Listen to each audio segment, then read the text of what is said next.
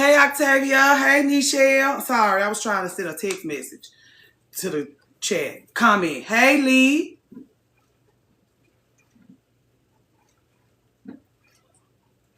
Good morning, Nichelle. My bell. I did my homework. Hey, Miss Madam C. I'm ready to discuss my homework. If you want to discuss homework first, we could discuss. Hey, Lee. Putting a face and a zhuzh to the name is giving Betty Boop. The red lipstick represents the blood on my lips. Because I had to bite somebody's goddamn head off their shoulders.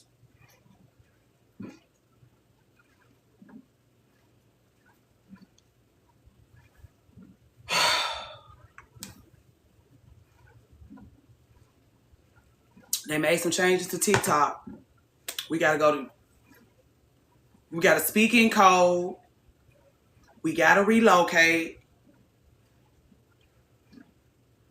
Thank you so much for the 20-somethings. You welcome. You have any questions? You need anything? Don't ask for money. I mean like guidance and wisdom.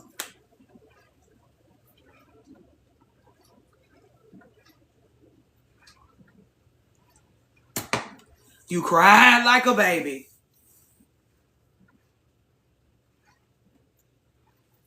We crying together. We crying together. We crying together. All I ever want you to know is that you're not crying by yourself. You're not crying by yourself. You're not. What you do with how you feel, what you do with those tears. Good morning, Yana XO. Important. Important.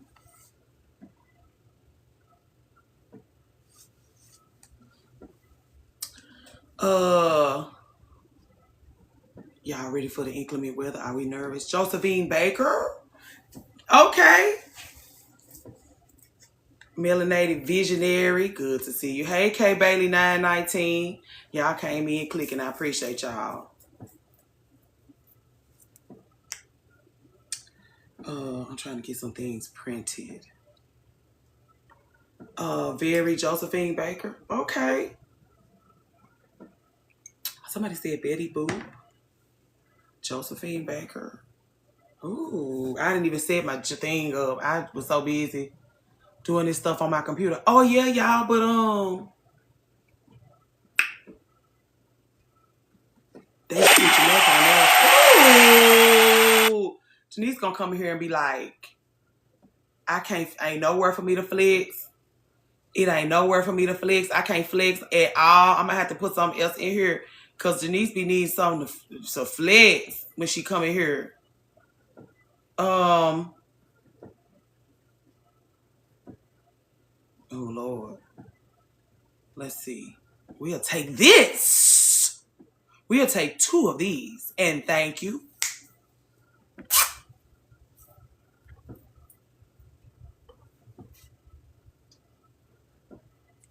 Bye. Why are you still up here? Okay. Hey, So Refined number 9. Thank you. This is the sign, girl. Wipe the side of your right lip area. Wipe the side of your right lip area. This is lip stain, girl. What you mean? Hold on. This is lip stain. You said, hold on.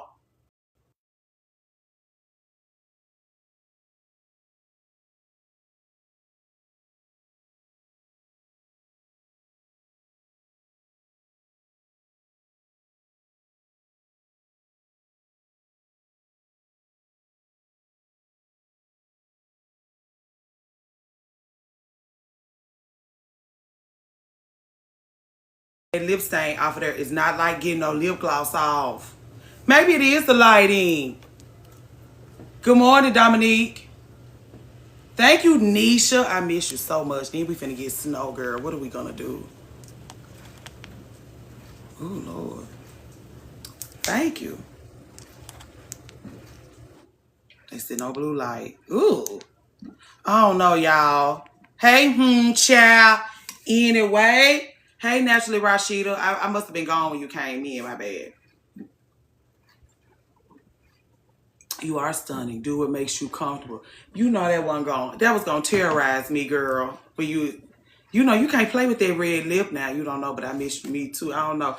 We'll just have to do something real serious when the snow leave, girl. Because I'm like, I feel totally. I don't even know what you look like anymore. I have no clue. The voice memos are not enough. What? What? The red lip is E.T. Am I prepped? I red lip is powerful. I usually wear a red lip after I've had to bite somebody's motherfucking head off as an homage to the blood. You want to talk about communion? Or we can talk about red lipstick. All morning, girl. I'm like, y'all better chill with the blowing smoke up my ass. Black line. Ooh, I gotta try that. I swear I have to catch up on live, but I've been loving the topics lately. I didn't know you was watching, girl. You know, I figured you get so sick of me yelling at you when you come sit at the table. Sweet. Sticky. Blow smoke. Thick. We are. I done got, girl, do you know that raging ADHD? Y'all have to let her come in and sit down or I'm gonna fuck it up. I didn't know you was paying no attention, Nisha, because I'm always on your ass. Nisha is 24, y'all. And always around here. 24.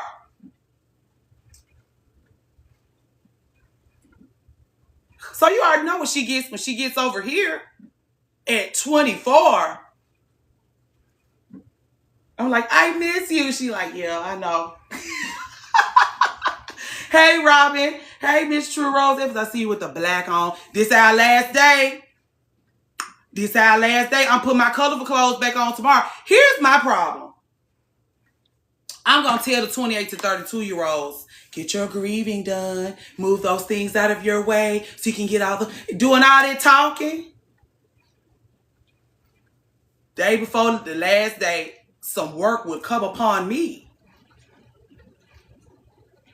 I can't be scared. I can't be worried about how the people gonna feel about it.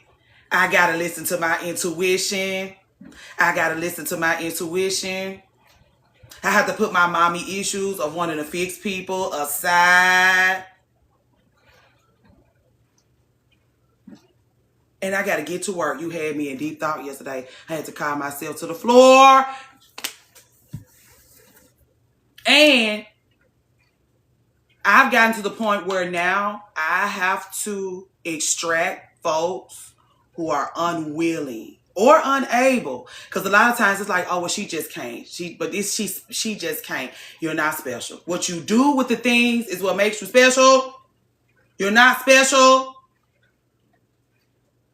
until you show us how you're going to learn from the things.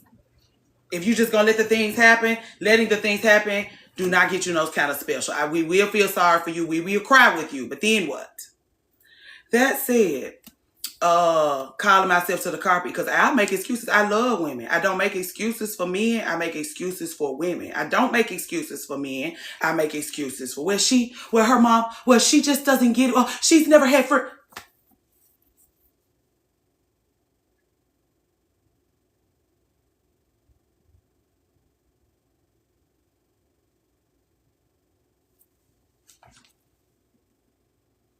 red lip. All black. I hope you've been doing your work.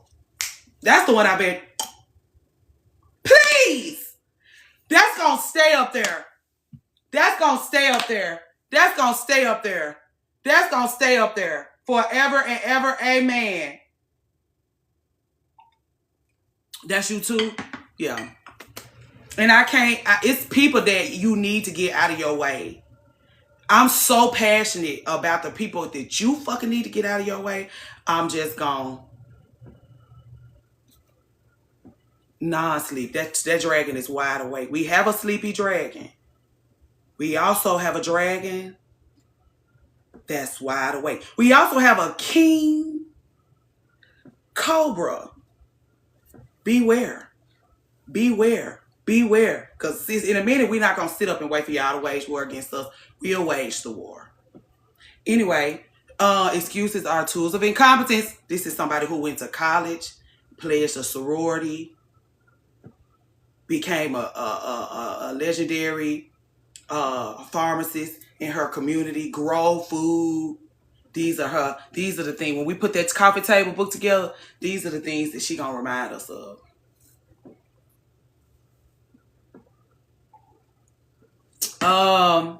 Anyway, I'm so, like, I just know for a fact, like, even me and you, we doing our one-on-ones, a black liner with the red lip, that's we need that. A lot of women don't support.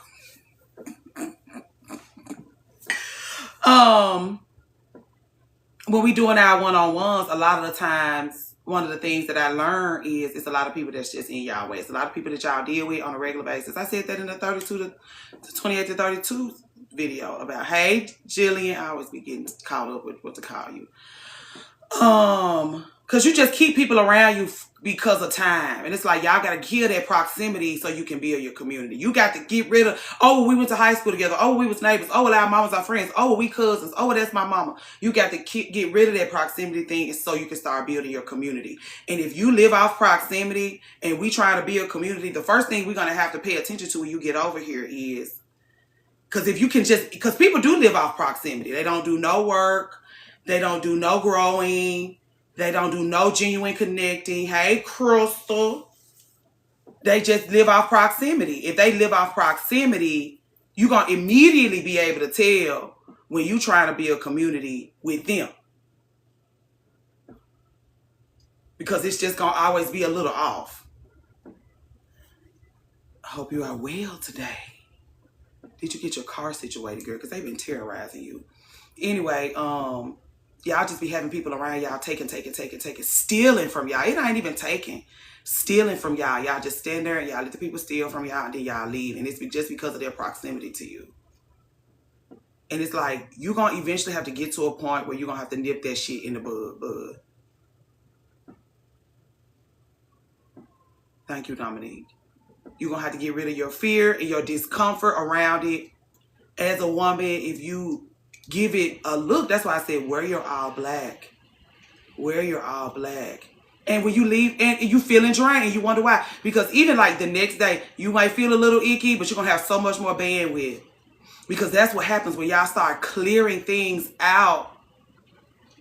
You have so much more, hey, Elle, so much more bandwidth for things you care about and for things you can lend yourself to, where you can really do a good job and be proud of yourself.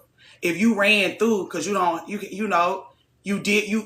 a lot of personal relationships with your family and none of them really treat you right, and then your friends are going to be a direct reflection of that, like the kind of friendships you make, either because you're rebelling or because you just go where you comfortable and you're not comfortable. You comfortable around people who don't give a damn about you. Talk your shit then, Ken. Did you get my messages? I need to have a one-on-one with you to catch you up at the end of the month for the things and to go over why your care package is late.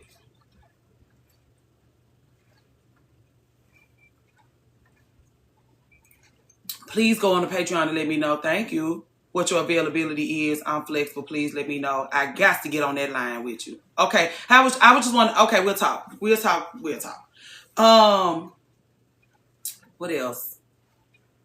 Oh, anyway, it's a lot of work. It's very difficult. It's very difficult. It's very difficult and it's very sad. I realize that when I'm talking to y'all, that I'm asking y'all to do something both difficult and sad. But go ahead and learn how to do it while you're young, so that when you get old, it won't, because the older you get, the raggedier you're going to be if you don't learn that shit while you're young. The reason why I tell you to dress up for it, because you can be in your full zhuzh if you get dressed for the occasion. Lay a bitch to rest. The next day, wear a red lip as an homage to the bloodshed. And let's move forward, please. Because if I just be like, oh, cut your best friend off, she don't mean you no good. Then I won't have a best friend. You will still have you. And if you don't treat it like the reason why you can go, because I always got me. Hey, Cassidy. I always got me. Every fucking day. When the apocalypse come, guess who I'm going to have with me? Now, she can't start no fire. And she can't leave a hole or lead a hole. But it's me, though. And so, like, y'all be so scared to let go of what? Your mama don't treat you no good. You ain't gonna never figure out how to treat yourself right. Hey, womb of a woman with your little old cute darn self. If you don't, I told you, if you got to get rid of that mama, you're not gonna have shit until you do. We can pretend like, out of respect, if your mama ain't worth a shit and you holding on to her and you know she ain't worth a shit, you been on this earth with her long enough to know she ain't worth a shit, and you still holding on to her, you let her pull and tug on you and use up your resources and live all over your stuff and embarrass you and take all the work that you've done for yourself and her for granted. You can hold on to her if you want to, but I'm telling you, her and anybody else, getting rid of her gonna show you how many other people don't mean you no good, and that you just keep around you and you feel safe with. Because your mothering is your mothering. Your mama teach you the shit that make you feel safe, even things that put you in immediate danger.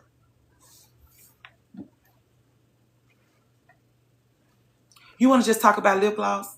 We can just talk about lip gloss, please. What's this lip lab, the black girl thing? My mama left. I got that. We talked about lip gloss. You want to just talk about lip, chap? Okay. Okay.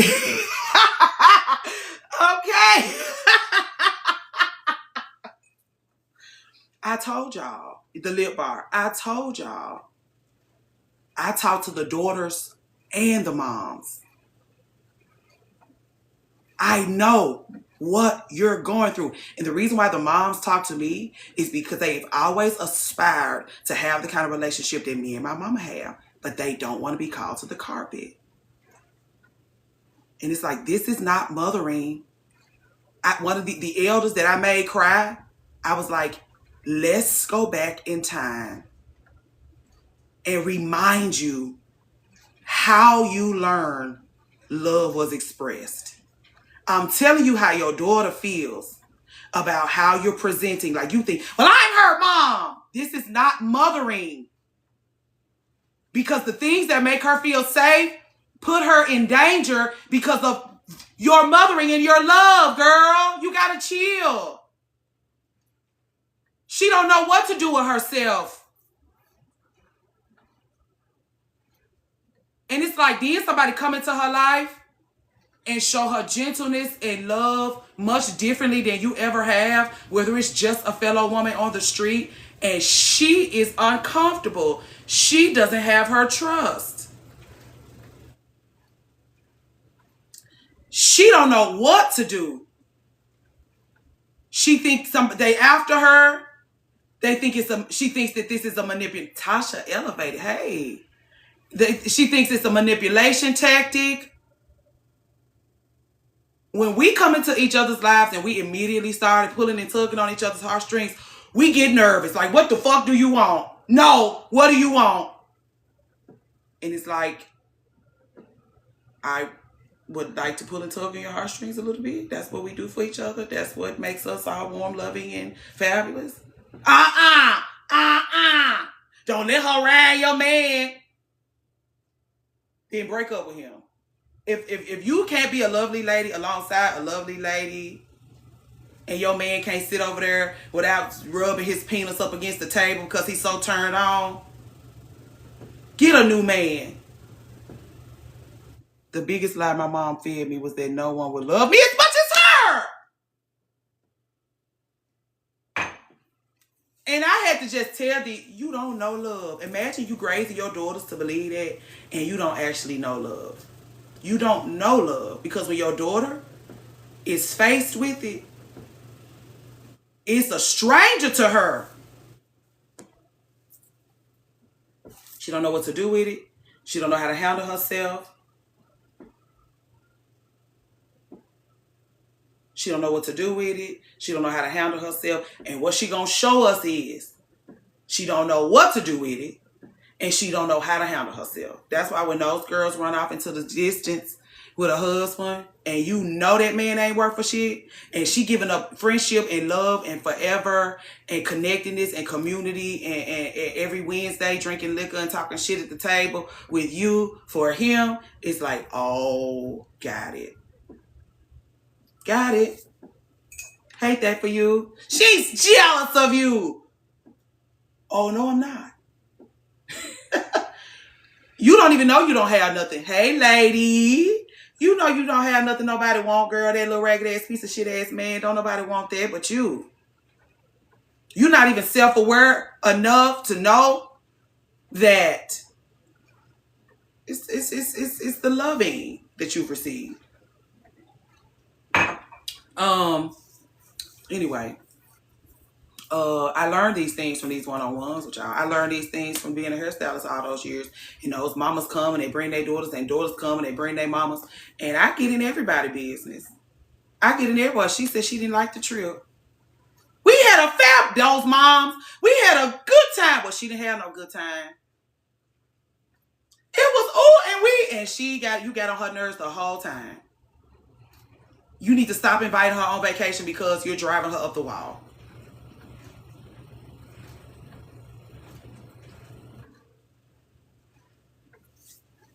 This experience be totally different. She having the best time of her life, terrorizing her daughter.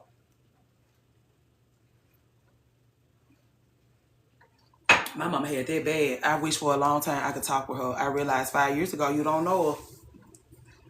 Can't talk to her. Hey, Ash, the wind blew. And that's what I mean by go ahead and do those difficult things now. So when those young people need to talk to you, you can truly sit with them and they can be heard. Because you see the damage our elders are doing because they can't be talked to. They burst, oh, I can't talk about this. Okay.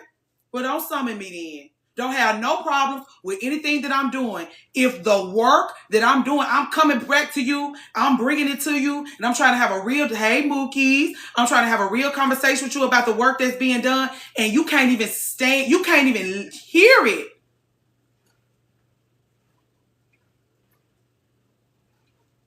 Mine is so smart, but so stuck in her ways. Smart is a good word. Because I have to tell my wise loved ones that's well read and got all the degrees and all of the accolades. I be like, you are smart. They hate when I say that too, because it sounds like I'm saying some other shit that I can't say. You are smart, aren't you? Good for you that you're so smart. My mom told me I would never be in a healthy relationship until I learned, until you learn to respect her. That feels very color purple until you do right by me. Everything you think about gonna crumble or something. Like, don't wish that on me. Don't wish. As I get older and I realize that you're actually not worthy of my respect, these degrees are sometimes our shield. And as somebody that has brought gems and laid them at the feet of extremely educated women, I know those degrees are yours. You don't have, I be like, I went to college to socialize. Me saying that drives those educated ladies, hey, Jasmine D. Great, totally crazy. But I'm telling you.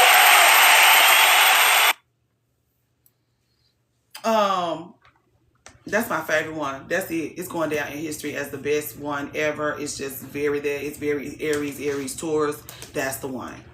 I forgot. What was we talking about? Never seen that one. Me neither. Not till today. I said it's very fitting. Oh yeah. Knowing, like, You know what you got out of those books and what you went to class. I'm not taking nothing away from you. I'm not taking nothing away from you. I'm not taking nothing away from you. I always appreciate y'all for going back to school and getting the information and bringing it to us because y'all do be sharing it with us. But when it's our turn to share with you, you shut us out. You shut us out. And I've laid gems at y'all's feet. I've laid gems at y'all's feet and y'all. You shut us out. And I've laid gems at y'all's feet. I've laid gems at y'all's feet and y'all.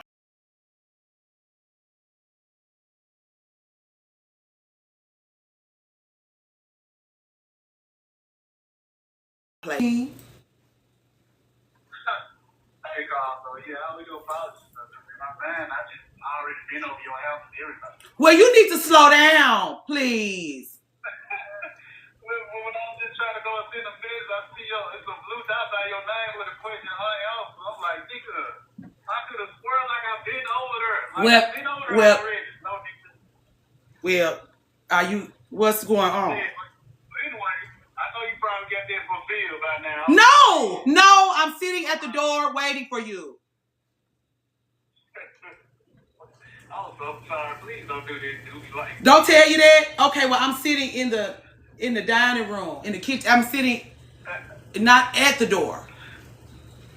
Don't do me like that, Carl. Please. I didn't want to harass you yesterday because I thought something may have gone awry. I ain't not having to the kid for it. Thank God. But no, I'm probably. Well, please just get over here whenever I got to leave at 3.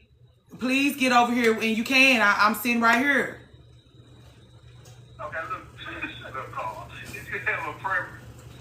Surprise me. I'm just saying, hybrid and oh, I thought you had only indicas. I'll take a hybrid. Nah, I ain't up getting a few more. Okay. I keep taking care of today for sure. Thank you. Try to get over there before 3 o'clock. Fabulous. Where you going? You going to work? No, I'm gonna be in the house. I just gotta go pick my folks up. Okay. Nah, I understand. Sorry, y'all. Okay. Okay. Bye. Ooh, you know how they act. Thank you, Jasmine. They go missing, and you be worried like, hey, ooh, Lord Jesus. You know how they gets missing, and it's like, well, all right. But he was fine. He was anyway, the only big thing I was saying is that I know how hard it is to get rid of folks. I know how stressful it is. Hey, Miss Madam C, to get rid of folks. I got some while I was in Orlando. We're having a snow day, girl. I want to be fully armored. I want to have everything, every piece of whatever. They said, I want to have every piece of whatever. Load me up. Because I don't know when you're going to be back this way. Load me up.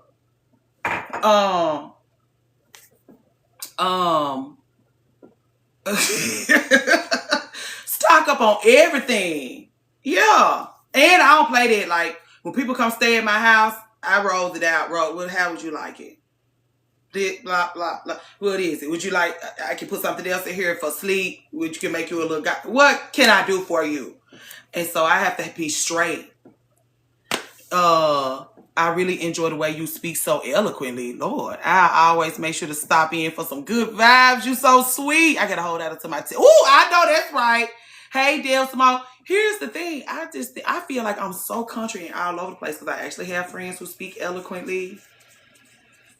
And so for you to be like, oh, I'm like, girl, okay, I speak so. Maybe it is time for a podcast, Mike. So I can really yap the house boots down. Okay, anyway, that's all I was saying. I recognize I had to deal with some shit like that today, yesterday, these last couple of days to remind myself of how difficult it is. So when I'm just shouting your head off, thank y'all, about get rid of those people, I can go back and sit with myself and remember it's not easy. Oh, you're so sweet. You speak so confident. I love it. Well, that is true. Hey, Leisha Pisha. That's all. It is hard, especially friends. It is hard. It should be hard, especially if you love them. Okay. Let's just grieve. You know, just be grateful that you have the ability to love that much and get that love. So if you put that same love into a receptacle that can turn it into magic and beauty and fabulosity, try it. Because that's what happened. Like, I don't know. Anytime I move things out of the way, and anytime I shed and purge, I told you I raged threw away all my maternity clothes, all those clothes I had, all those frumpy new wife clothes that I had before I had my baby. And then raged away all those clothes during my grief process. And my friends replenished my wardrobe. I have some of the most beautiful clothes now. Coats. And they see about me now. They was like, oh, she had that nervous breakdown. We need to buy her some shit that she gonna never want to throw away. And they have really seen about me in a very special way. And so like, but that's having fabulous friends. That's me purging friends over the years. Purging family members over the years. So I can have my bandwidth. So I can treat everybody the best I want to treat them. That sows a seed. Even y'all, how well y'all treat me, maybe want to treat y'all well, and we can at least go back and forth with that. Who is this in here? Girl, we don't do that. We don't do that. We traumatized. Thank you, Leisha Pisha. But anyway, that's really what I wanted to say. And then I wanted to, Nichelle, you in here? We can do our trader talk.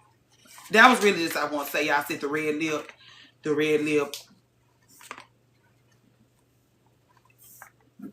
Bloodshed. Whenever you see me in a red lip like this, unapologetically, I did watch it. Somebody got their goddamn head bit off their shoulders. So when you come in, just be like, what happened?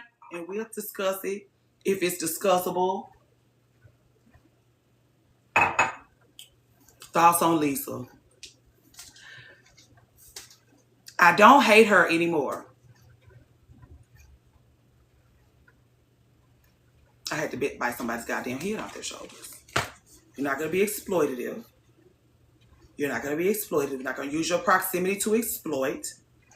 You're going to use your proximity to commune, share, exchange, be warm, be loving, make genuine connections, not make connections to exploit. Not make connections to exploit. Even if you don't know no better. If we are communing with ladies and we realize that they're communing or they're using their proximity to exploit, please make note of that. I'm not gonna tell you what to do with it. Make note of it. And you make note of it and you make note of that.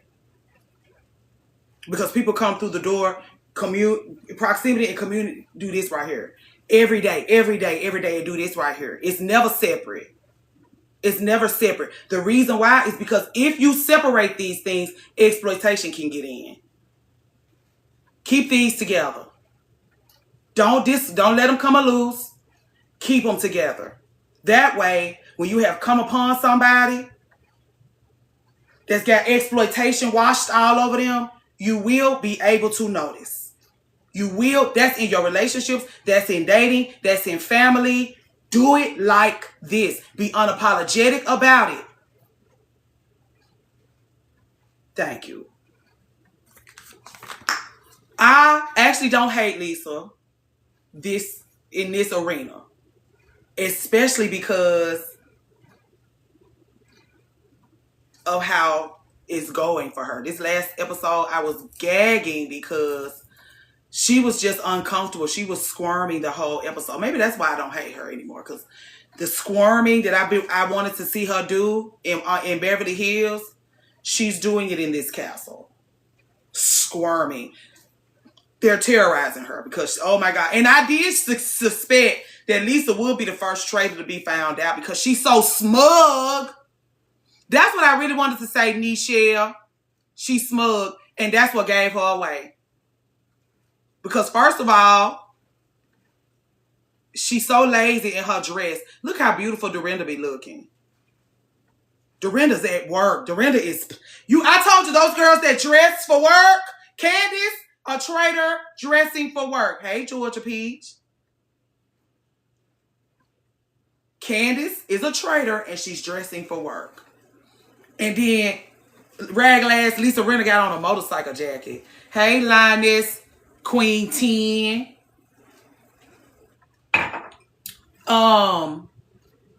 But I liked the. I hate to see Ron be isolated like that because he one of those guys that get isolated everywhere he go.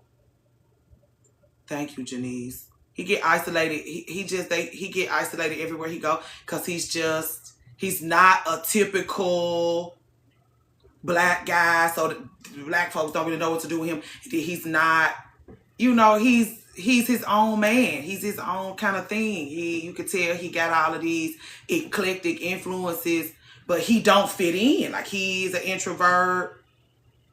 I feel real bad because he don't really know how. Like Candace, hey Sassy, Candace does well with making connections. Like Candace gonna make a friend when she goes somewhere. Candace don't have no problem with making connections.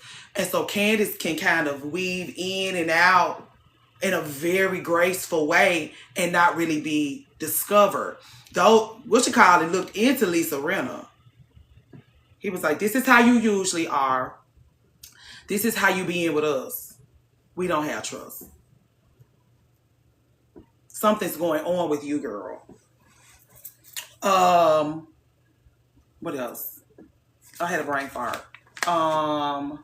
Yeah, I like that. I like watching Lisa Rinna be on her pins and needles. Alicia, you want to tell us about your friend date. I wanted to ask you, did you wear something beautiful? Because the thing is, when you have lunch, breakfast, coffee, tea with a woman, like that's when you wear your good shit. Like that's when you wear the colorful things, that fun color lipstick you bought, that fabulous mascara, that really fun shoe you bought. When you go out with ladies, that's when you wear your good shit. Because men don't know what the fuck going on half the time. When your brooches, when you want to be creative in your dress, when you going out with beauty. No, we're both blue collars. We're meeting up after work. I thought you said you already had the friend date. You didn't already have the friend date? Blue collar. I messed up trying to explain this to a man. You did? We met after work yesterday. Oh, so you just had your work clothes on. So y'all meeting yesterday and today.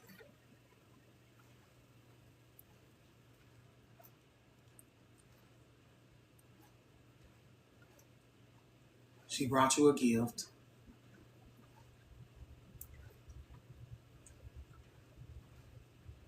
Can we ask what it was? It was yesterday. Lord help me, I'm so confused. You were saying yesterday, the date was today. I want to talk about it tomorrow because it's going to be today. What was the gift? So sweet. Hey, Dana Dang, I know.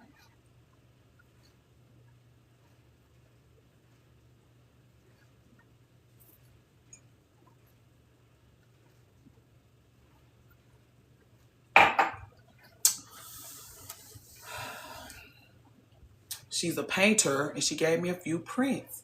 One of them is a portrait. Oh, I took of my sister. Intentional, pays attention to you, creative. Green flags.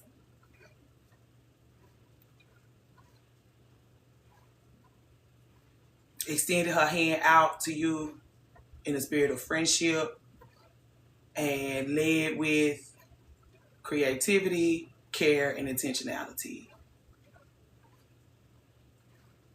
Your little ugly boyfriend could never. Maybe he could.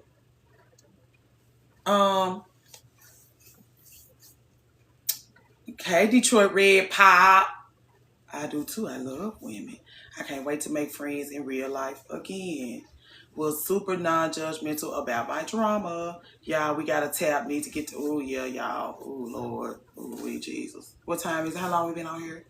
A little past 9 o'clock. We should be at least at 50. Lord, I hope you pay attention to these things, Alicia. This may be your first. Hey, Naturally Natty. Happy New Day. This may be your first introduction to what you actually want out of your relationship. She's getting engaged, and we probably talked about her fiance 30 seconds. We like her. We like her. We like her. We like her already because we know those fiancés are wedding centered.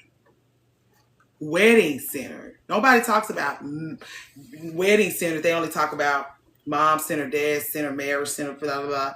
wedding center. If you've been a bridesmaid 900 times, hell, if you've been a bridesmaid once, you know what it means to be wedding. So you have to head out. Hope everybody have a beautiful day, Miss Madam C.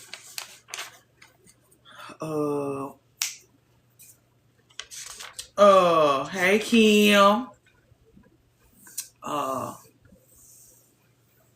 Help me find a general contracting course. Ooh. Keep an eye on her. Keep connect. Reach out to her. Don't be all, I gotta get you. Hey, Miss America, I gotta get you something because you got me something. Just keep your eye out for something special, intentional, warm, loving, memorable. Don't just give her something because she gave you something. Because that's what's gonna separate you from, the good ones, from the mediocre ones. Because again, I also want to talk to y'all about performative friendship. Have you ever been in a situation with somebody where you can tell they weren't, you feel friendship from them, but it's just because of what you see. So when you have to really deal with your feelings, you don't feel friendship from them, but you see, that's what I'm trying to say. You see the friendship, but you don't feel the friendship. Like you can see them doing friend stuff, but when you feel the warmth, exactly, I'm gonna do because she did. Yeah, let it be genuine. Yeah, somebody can be performing friendships all around you, but you don't feel the warmth of friendship from them. You don't feel, that's because exploitation proximity versus proximity community. When you see friendship, but you don't feel it, exploitation proximity. When you feel it, no matter what you see, when you meet somebody, you feel stupid because sometimes you instantly connect with somebody and you like, friend, and because you ain't seen them in action yet, but it's like, I feel safe here. I feel the warmth and love of friendship from this person. I do. I feel that. They're going to go off and start confirming for you what you feel. Versus, because again, they tell you don't believe half of what you see. They told you long ago to believe half of what you see. I just wanted to know, have y'all had experiences with people performing friendship versus actually being in friendship? So that's what I mean, Alicia. Don't perform. Hello, Michael Jackson. Is that you in here? Michael Jackson? I said Michael Jackson just came in. Anyway, I want to talk about that. Be careful that when you look out over wearing all black and stunting on them, this look, red lip, bloodshed. This is our last day. We wearing a red lip, for the bloodshed. All the blood that was shed in the grief process. All the blood that was shed when we, we had to do what we had to do to lay the people to rest. Yeah. I actually had someone tell me we were only close because we were geographically close. Yeah, I felt inspired. The thing she gave me, she already had, is giving overflow. We will, that was your first flag. Yeah, okay. Yes, her exact words. Hey, exclusiveness, birthday twin. Did I say hey to you, Ash the Wind Blue? Y'all gotta listen to those people too. Like, we played this little game once. Hey, Rachel, I think I saw you come in. We played this game once, the little card game, friend card game. And it was like, what's the most valuable thing about your friendship? And one of my friends was like, the most valuable thing about our friendship is that we had been to college together. And it's like, we've been all over the world together. We were there for you for your wedding day. We was there for you when your baby was born. We've been all over the world together, seen, learned, experienced all these things together. And I had I'm answering my question and I'm in tears.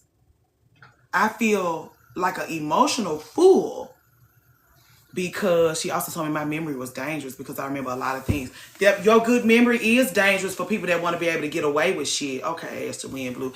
People, when you have good memory, you are dangerous for people that want to get away with a lot of shit because I get in trouble for that too. Like, I remember voice memos, moments, days, and it's only because something memorable happened. Something, if you go back to this specific day, you remember. Even like if you sent me a voice memo that contradicts some shit, like, no, that don't make sense. Go back and listen to the voice memo you sent me 2 weeks ago at 3:30, and she'll tell you what she, because what you saying right here today and what that lady said back then is 2 different things. Just make sure that you are who you say you are. Go back and check that.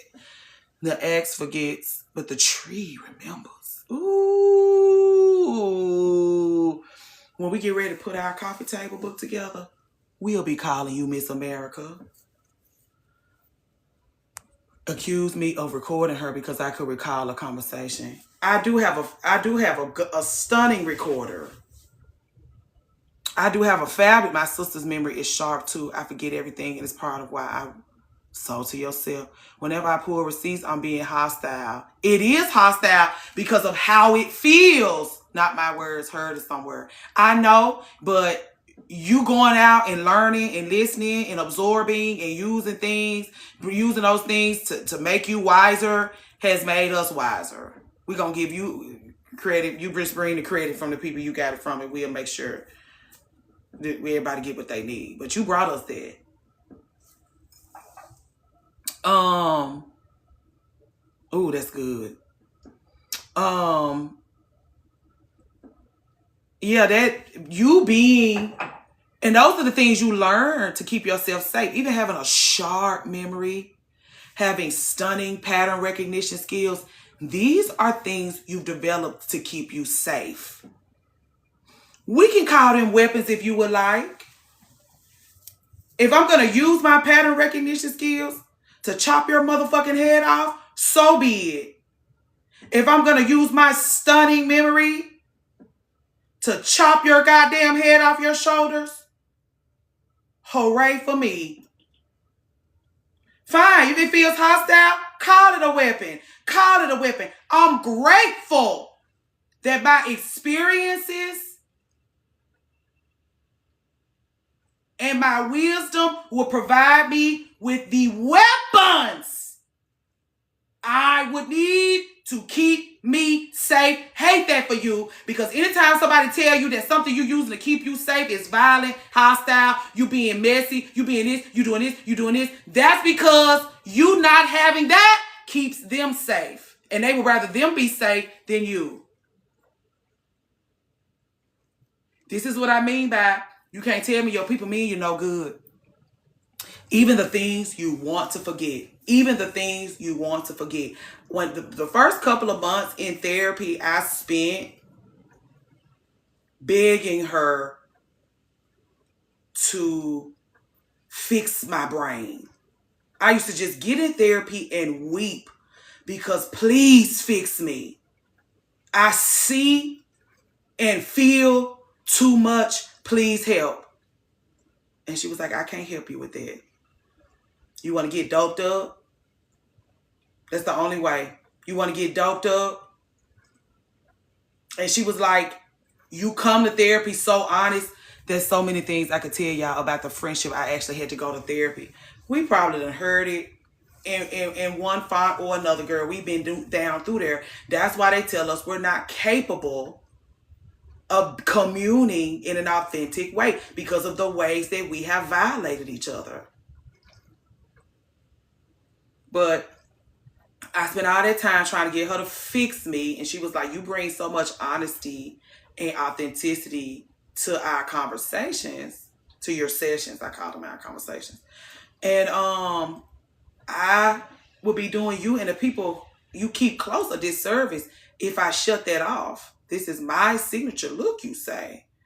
I'm going to have to give it some big hair sometimes. I just am obsessed with big hair. I ain't going to never be able to undo my love affair with big hair. But I'll keep that in mind that you said that the one recently went through this. I spent countless sessions on this friendship. I did too. I had to be like, And I went into therapy because people was coming back and being like, you need to make up with her. You need to make up with her. And they couldn't tell me why. I was just like, oh, y'all have history. You was just pregnant. You really didn't. I was like, I feel like I had my head more screwed on straight than ever when I was pregnant. But whatever y'all call it, pregnancy brain, then fine. That pregnant girl don't play at all. So I'm telling my therapist, I'm like, just make me into a horrible person.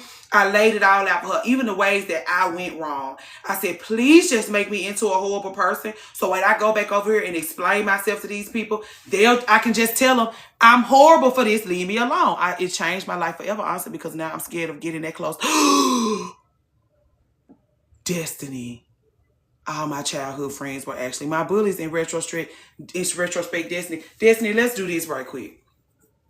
When I was in my early 20s, I had some people to come upon me and fully back me for my vision for a salon. I didn't have to put nothing up, no money, no blah. They just loved my creativity, loved my judge, loved what I was doing, just wanted to take my ideas and make them into something.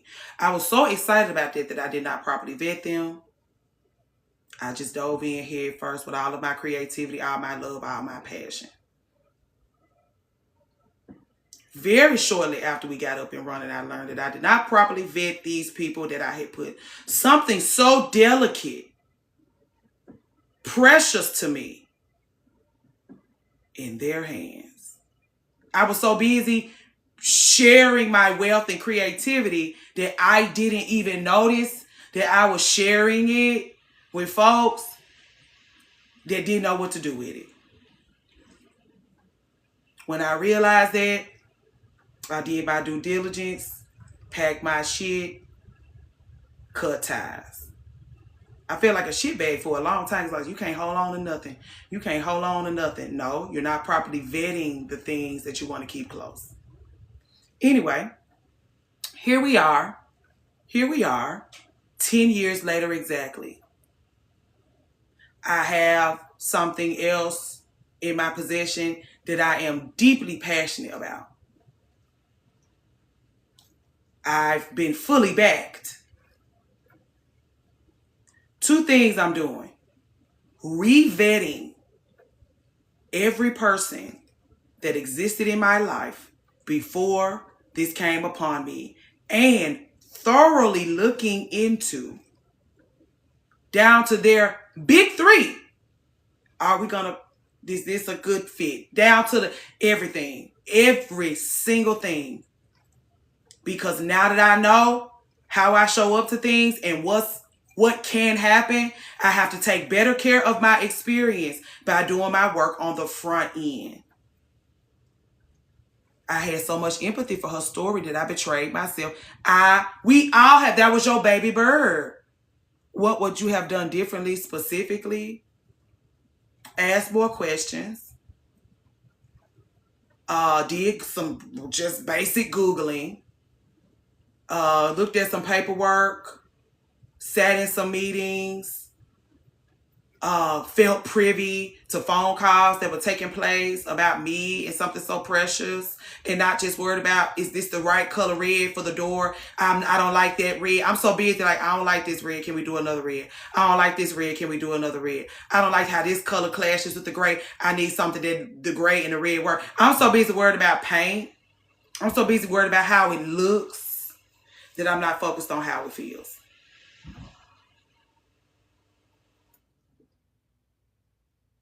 So I'm going to go through the door worrying about how it feels. I'm 38. I know how to make it into a looker. That's what I would have done differently. But Destiny, you're supposed to use that experience to elevate your experience moving forward. You're not supposed to let it run you away. We need you to be a community for yourself, so you don't keep people around you that don't mean you no good, just so you can have people in your life. You need to learn from it. Hey, D Phoenix, learn from it. This is why I tell y'all, when y'all have a bad experience with dating, when y'all mishandle yourselves with dating. Hey, Jasmine, I don't know if you in here, if you are, hello. This is why I say, like, go out there to get your education instead of going out there to lay on those train tracks. Because you'll have much more fun and you will learn how to handle yourself better if you go out there to learn versus laying on those train tracks. You want to just lay there with all your love and generosity. You can't do that with nobody, women, men, cats, or dogs. You don't want to do the work. If you was, and this is how I think about it. Now that I've had a lot of friendship breakups, I look at making new friends as shopping for daycares for Sir. I think about it like that.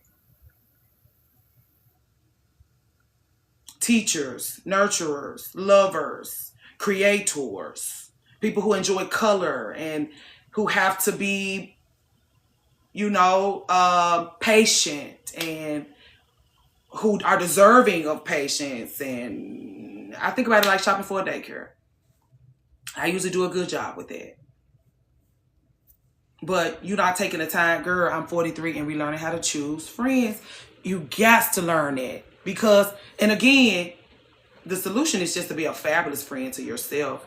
This is why I'm so reserved going on. Even if I'm excited to friends, I take my time. You take your time. You take your time. You take your time. You give great advice for friends. I tend to let people in who really shouldn't be there. Just because you want to connect. And this is what I always hear when we say these things. It's you're eager to connect. If you take fabulous care of yourself, you can connect without having to worry about the whole time I would be at her house with her kids. I hate that. Hey, Mystic Girl, that's girl, you can come through the door with it. You ain't even got it, but hello. I take my time, but I also really trust myself. Yeah, if you trust yourself, because even I already told y'all, when we came through the door, I was so eager to connect. When we first got here, and I just spilled out all over the place, totally mishandled myself because I was eager to connect. If you trust yourself and if you take care of yourself, KSC.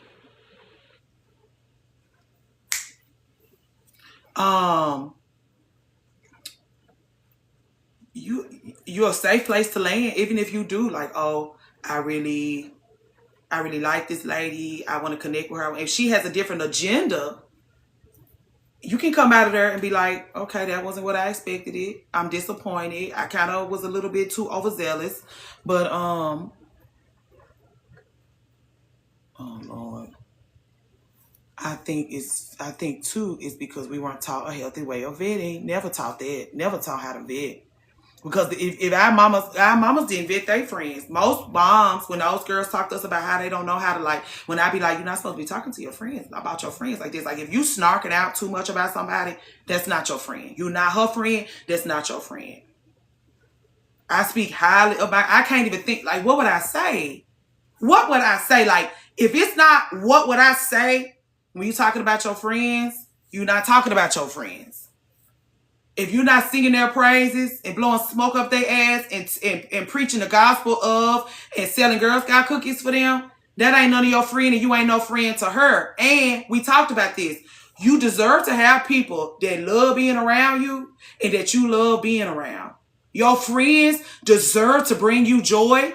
You deserve to have friends who bring you joy. The more joy they bring you, the better overall. The morale is so high in a relationship. So high. Oh, y'all in here working.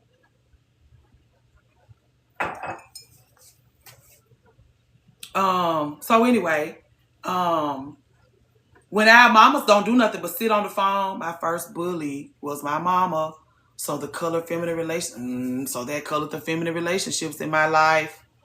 This happens. And because I have to be careful with herself because I don't know how to be a mama, but I do know how to be a big sister. And so we do have a little back and forth, but I try not to get in his head with fuck shit. Because if he come home, he bring people home who get in his head with fuck shit, it'll be my bad. And like, I had like that layer of bullying where, you know how you in a group of 3, we finna talk, girl. We should just talk about lip gloss today. We should just talk about, I'm also learning to be a better friend to me. Yeah, I can really have the greater friend. Yes, God. You know how you in a group of 3 and there's two of the friends. One of the friends, y'all go off and y'all have a fabulous time together and y'all really friends and y'all really connect and y'all really have a good time. But this other friend, these two are closer. They may have even been friends longer than y'all or family members, or they just tighter through history. That's all they got is history. What you and this girl got is real, but what she got with this girl is history. You come into the group, this one y'all kicks it hard. Y'all friends. She has history. She don't really like you. She like this is community. This is proximity. This is why I know what I'm talking about when I talk to y'all about this community proximity exploitation thing. This is proximity through exploitation. This is exploitation through proximity. This is community through proximity. Oh, you know what I'm trying to say. Okay. Because they got history, you may say something that this one thinks is funny, but she don't give herself permission to laugh because she think it's stupid. Do you want to just talk about lip gloss? And you friends to these girls. You friends. You friends down to the ground. Y'all go on trips together. Y'all travel the world together. Y'all do each other's baby showers and weddings and housewarmings and all of these things. But this one, y'all got a real friendship. The only thing that's keeping you connected to this is that her value, the way she values the group of 3. You realize the only reason why you holding on to this group of 3 is because she loved this group of 3 so much. She don't respect it. She don't value it. She takes it for granted. She love it and you love her. You love both of them. But you and her have friendship, community. This, y'all have proximity, exploitation through proximity. So you got to decide if you're going to keep doing this, because the only reason why you have friendship is with this one is because of the mom bit. You kind of get picked on a little bit at home. So if you being picked on a little bit in your girl group is okay. You feel comfortable with this because your mama picks on you a little bit, doesn't she? You can't acknowledge it as being picked on because it's your mama, so it got to give love, warmth, and nurturing. That's why she gets away with it, because your mama gets away with it. This one, you're going into the future with this one. This one is holding you back. I remember seeing messages on my friend group talking about me. Y'all ain't friends no more. Y'all, this what I'm saying. When I realized I was snarking out too much about the treatment that I was receiving from this one, that's why I stopped being her friend. And I told her she can do whatever she want to do. I'm willing to give you up to get away from this one. I'm willing to give you up to get away from this one.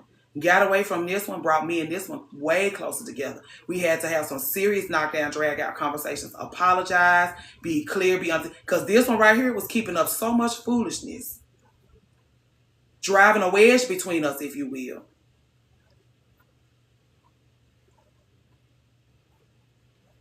She and I can move forward into the future very beautifully.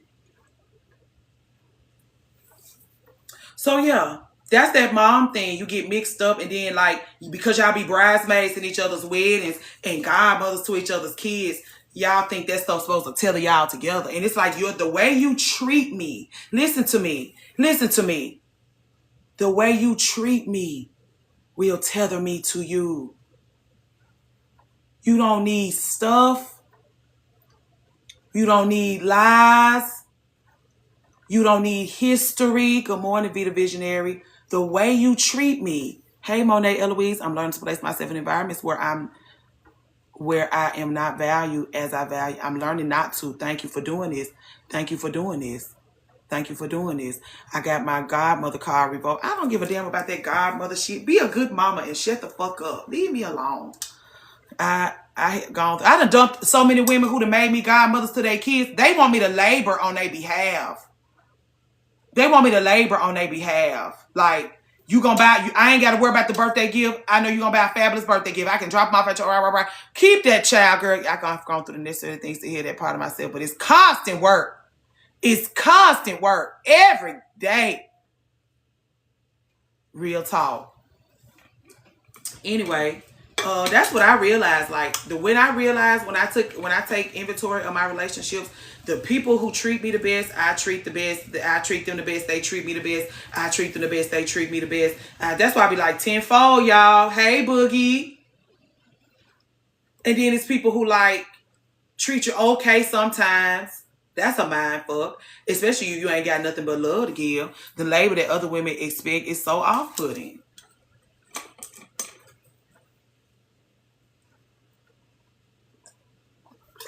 I believe this. You give that. I believe this. You seem like you live a life full of love. Just full of love. More than 5. Oh. Thank you, Naturally Natty. They say you shared the live with more than 5 friends, Lord. Jeez Louise. What did you do? Ooh. Why do women treat their friends worse than their partners?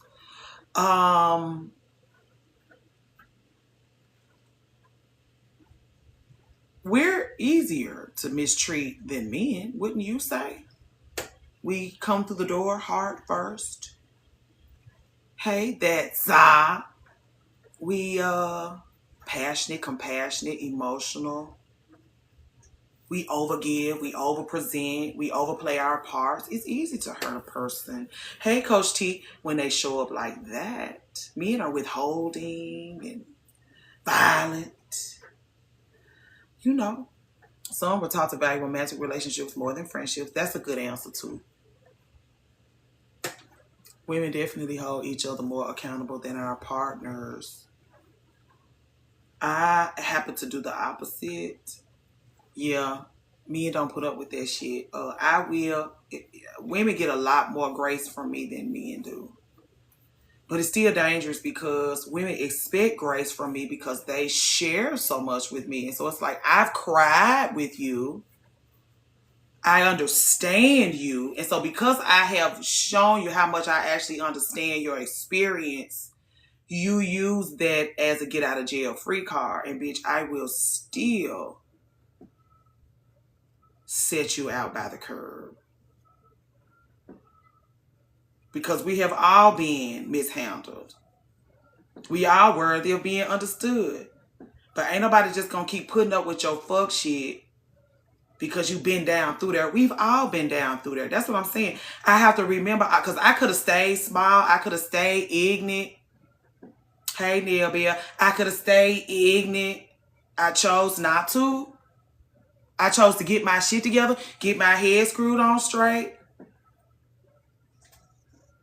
You get to decide those things too. If you never decide that, you will become my problem. Hell, our problem.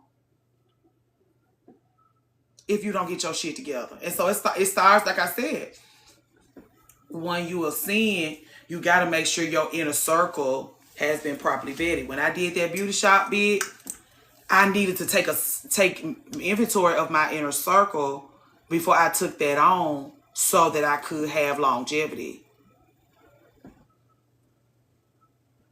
Once I started holding women of any kind accountable, I lost friends. You lost followers. Yeah, they don't like that, girl. I always chose girlfriends that tried to humble me. That is so crazy because you're so sweet. You don't need no humbling. You pop your shit right on time and you come out of there. I think due to conditioning as it relates to patriarchy. Yeah, we have the thing is, I did, and I'm really excited for the next chapter. We talked about all the ways we tangled up. We talked about all the wedges that have been driven between us. This is why we have to have these conversations. The history and the story is deep. You know, me and you connected on having those stalkers. That's how we met, was communing over the fact that we've been stalked. Right. I know you've been down through there. When we get to Austin, I don't know what we're going to have to eat. We're going to have one of those meals that take a long time to eat. Because we got tons to get into, me and you, girl. I can't put the thing up there. Oh, wrong one. Okay, well, I shined a little too bright. Don't they hate that? And it's like, I spend all my time trying to convince my friends to shine because I have to dim my light because you won't. Like, you're going to have to come on. Let me know. Yes, God. I'll keep that in mind, Simply Jasmine. Caretaking in big hearts attracts takers. I've been stalked by an ex. So scary. I've never been stalked by a man. One little crazy one, but he did that while we was going together. It wasn't even women is the ones I have issues with. I lost a few friends because I felt like I had to dim my light to keep them around. And that was another thing, like with this group of 3 that I was telling you about. One of them was my biggest fan. Like when I tried to do YouTube, she was like, I watched today's video. I went and got me some hot chew. I watched today's video, blah, blah, blah. But like we couldn't talk about it together with the other girl because she like, meanwhile, I'm telling her, you and your husband and your 900 children need to get a YouTube. You and your husband and your 900 children, you so lazy and you think so small and you don't even give yourself access to your creativity. You can't even consider that you would do a fabulous job with YouTube, your grocery house. Because that's when Peach McIntyre first came on the scene. I was like, get your ass out there right now. Meanwhile, she's sneering at me because I got me a little YouTube. And you need to get your ass up there and do your own YouTube. You can retire all of us. This me saying this to her. Meanwhile, she, you too, idiot. Still going to work every day for that insurance. Go to work every day so you and all 900 of your children and husband can have health insurance. When you Google, you can have premium insurance. By now, that's been years ago. By now, they could be traveling. And I said, you want to travel the world and give your children an education through traveling the world. YouTube will allow you to do that. You got 900 children. You got a built-in situation where everybody. Don't listen to me, girl. Don't listen to me. And look at you getting in your car and riding up the street to the local elementary school every fucking day. Fine. Don't do no YouTube. Okay, I'm stopping. Anyway, that you keep saying 900 children, girl. And then every time somebody come around my way, even though we ain't friends, somebody be like, so-and-so pregnant again.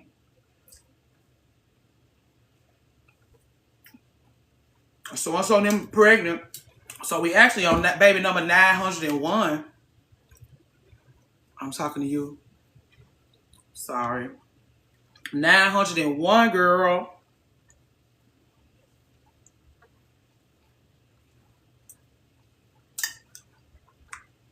Using that creative energy to make his other way. I love when you get in here talking like this.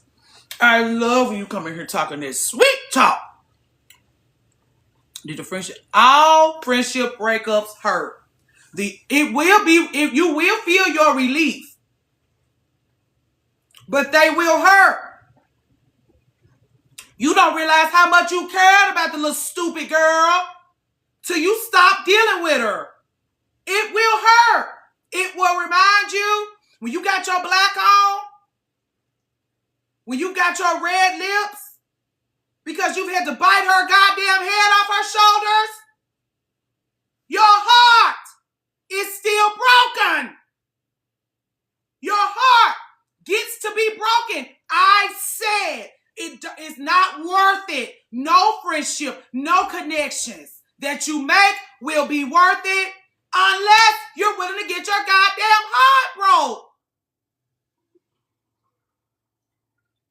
Just be willing to grieve her. You love her? You want to convince yourself you're not a horrible fucking bitch? Put on your black, your red lip, and grieve her ass. So that you can invite the type of friendship and community that you are deserving of unapologetically, please. Please. This is the work. I literally felt heartbroken when I had to let go of my ex-sister-in-law. She was my best friend. Please do the grieving. She's worthy of the beautiful clothes and the red lip. She's worthy of it. Even your issue with her, more often than not, is that she don't even recognize that she's worthy of these things. And you're tired of begging her to consider that she is worthy of these things. You have to leave her where she is. Because when you get into an arena where you get to be all worthy of your things, she's not going to be able to take it. She's going to use her proximity to you to exploit your gifts, to exploit your bounty, to exploit your privilege, to exploit your favor, exploit your riches, exploit y'all's friendship. Get rid of her motherfucking ass and just be willing to feel guilty about it. Had to leave my child-free friend with the loser man and had his 3. Oh, wait a minute. Had to leave my child-free friend with the loser man and his 3 kids and ex-wife. Yeah, because she don't want to do nothing but complain about their ass. I'm eating all my snow day fruit before the snow day. Lord help me. And I need to hold on to. I need to be eating a snack. So when there be no snacks in the house, I'm gonna be so mad when it ain't no fresh fruit in the house. I think I got 2 oranges left. Lord Jesus. Anyway, y'all, it is hard work. I just wanted to acknowledge it is hard work. I'm child free. I'm not entertaining men with kids, and we thank you. I don't have no seesaw. I got white cheddar popcorn. I did get a little bag of hot Cheetos with limon. I ate up all my Cheetos. That is hilarious.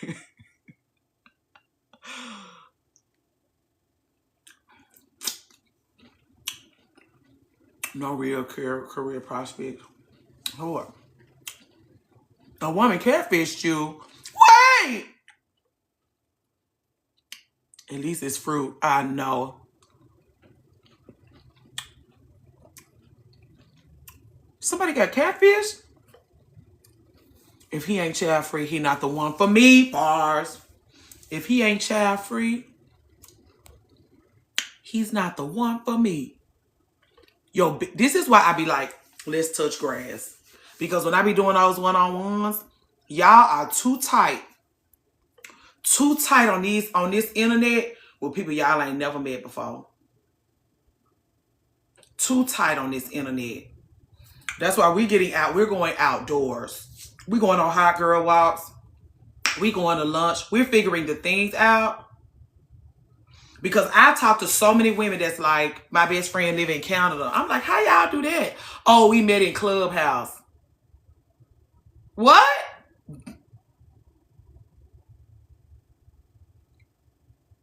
What you mean? What, Clubhouse? Yeah, you can make friends with Clubhouse. No! You never touched grass with her before? Y'all ain't meet in St. Louis to eat Chinese food or nothing? The effort, that's what I mean by like, you don't even know that your friendships are worthy of that kind of effort. If you was in a long distance relationship, you'll be trying to meet up for that dick. You'll be trying to meet up so that you can get with the dick because you're going to be so worried about if he giving it away to a Appreciante in them. But you going to meet up to spend time with a lovely lady that you made a fabulous connection with.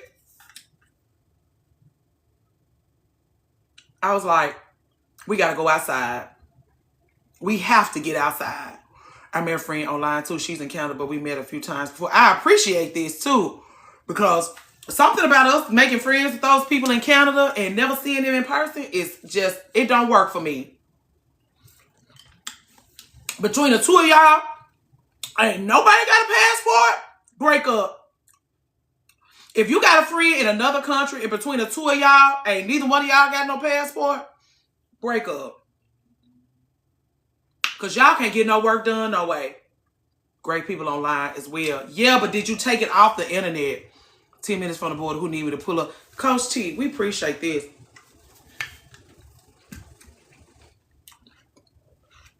I'm supposed to be sending an email. Anyway, y'all. I'm I'm going on tour for 2026, virtual living and life, me and the medium human. Because it's not a small human anymore, it's a medium-sized human. You're going on tour for 2026. What does that look like, D Phoenix? Because I'm working on my itinerary for 2026 too. It gives tour. I have met one friend online and we got to see each other a few times last year. I like that. Me and my best friend take 3 trips a year with each other so we can make sure we see each other. This is how it's done. This is how it's done. Y'all know this is my new favorite. This is my new favorite. My God. This is the deal. And then they call it a dragon crown. Please just make me the meanest bitch you ever knew. That way, if I had to chop your goddamn head off your shoulders, you saw me coming. And let's just do it like that. Yeah, this is how it's done.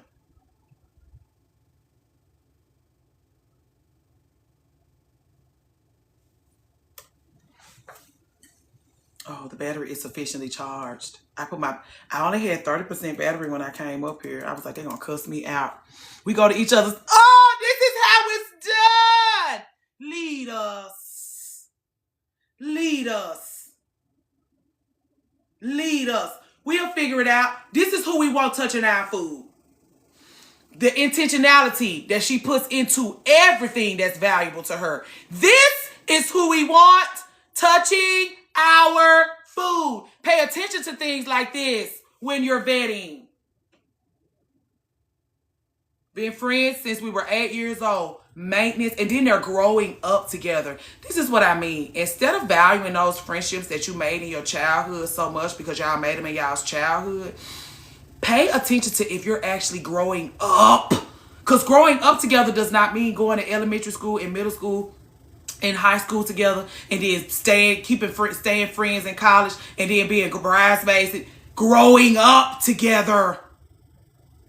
Growing up together. You won't know, as somebody who has a friend that I grew up with, you won't know that you've grown up with her until you're 38 and you're still in it. And you're growing and she's growing. And when you grow a little bit, she got to stretch out to be able to reach you. And she's pleased to stretch out to be able to reach you. I remember when me and Nia was living together that one time and I was going through this. Iyanla Vanzant used to do this little emotional, some kind of little daily TED talk on the YouTube. And I was going through it. And she would come in my room and I'd be in there weeping and watching and weeping and watching. And she'll be like, I got to stay out of here during this time because I'm not ready for this. And I was like, you better be careful with that because I'm not going to be able to get too far ahead of you with this. Because it feels like on the other side of this, I'm just going to have a level of awareness that you won't have if you're not willing to do this kind of work. And she locked in. And it was just like, I want to stay connected. I want to keep our bond intact. And so like, we have to grow up together, not just go through puberty together. And what color is your pad? Orange, mine blue. You doing the tampons? Growing up together, emotionally, spiritually, mentally, socially. Growing up together. Hey, Deanna, ma'am, the healing space, moving ahead versus moving ahead. Yeah, all the things.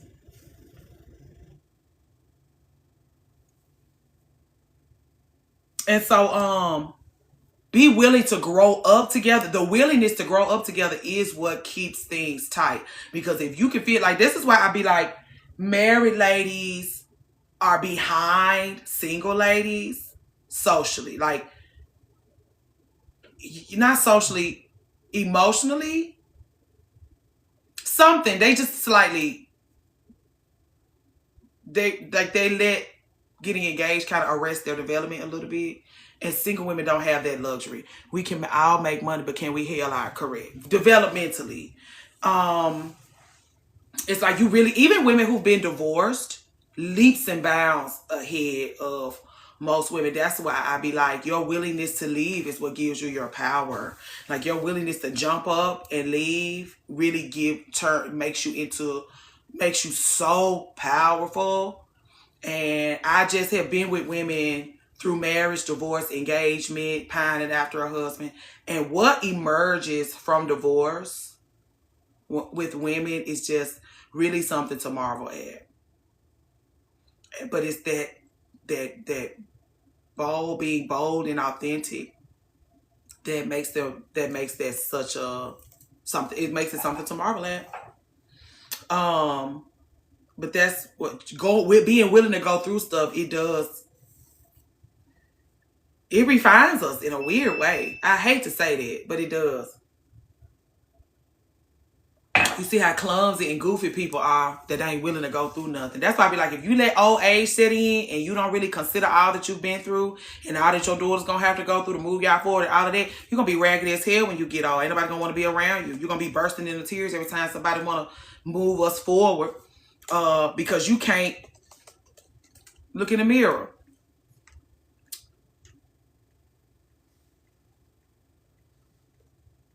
What's Joshua's email? Let me ask him right quick. Gonna be miserable.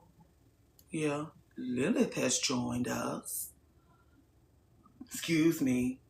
Oh, let me look at our list and see if I touched on everything y'all want to talk about today. Y'all got anything y'all want to talk about with me? It's 86 of y'all in here. We basically been talking about friendship breakups. What I said yesterday and what I keep saying. Post-divorce. Yeah. Yes. I already know. That's why when a woman be like, X age in divorce. When those girls are in their 20s in their divorce, I want to fill up a stadium of women. A stadium of women of all ages. And when those girls in those 20s be like, 26, newly divorced, I want us to all rise up and just clap until our hands are burning. Clap and scream for them. Because you're on your way somewhere. And as long as it's not into another goddamn marriage, you can set the captives free. You left that bitch before you didn't give him your youth. You said, oh, no. I won't be giving you my youth. I won't be giving you my youth. What? It don't take you but us. Oh! No, not this. The ones that broke out there. I want to just stand up, girl. Anybody that took a piece of trash outside in their 20s, best friends, parents, boyfriend, long-term relationships, I don't give a fuck. If you learn how to leave in your 20s, you're going to take us a great distance. Because most women live their whole lives and never learn how to leave. They have friends they hate. They hate their husband. They hate their community. They hate the people they keep around them. And the only reason why they hate everybody is because they ain't never learned to get rid of nobody. And really, you hate yourself for keeping all this on you like this. You really can't stand the girl, because when you look at your table, the table that you have set for yourself, and you don't like none of these people. You don't like none of these people. And the people that you do like and the people that you do want to be around are repulsed by you, aren't they? Let's just talk about lip gloss, please. Let's just talk about lip gloss.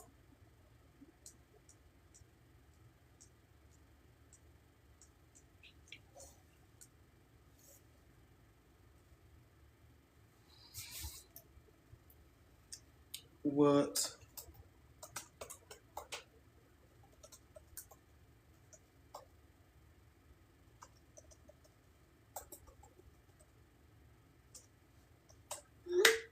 Oh, thank you, Nichelle. Anyway, these things are just very important. And these are the things that they're not telling you. When you go to Thanksgiving dinner and they're bullying you into marriage and motherhood, these are the conversations they should be having. Maybe we should just have Thanksgiving as a family, so that when you go to Thanksgiving dinner, when you put your good clothes on, when you go to eat, when you bring your vegan macaroni and cheese, it's going to be some people that respect you and appreciate you for your vegan macaroni and cheese. When you come, it's going to be people pressuring you into doing things that are actually good for your mind, your body, and your spirit. Not just their raggedy ass ego. Our egos are not tied. Nothing happens to our egos that when you oppress yourself. We just feel sorry for you. So let's just have Thanksgiving dinner together. That way you ain't got to worry about going to Thanksgiving with people that want you to be oppressed in order for them to get. So when they go to lunch with their girlfriends, we talked about that. When your mom goes to lunch with her girlfriends and she got to go head up with the friend that's got 5 grandkids and you ain't got one child, you got your little dog. Your mama can't take your dog to lunch and go head up with Linda's 5 grandchildren. She needs you to hurry up, because if she could turn you into a bride,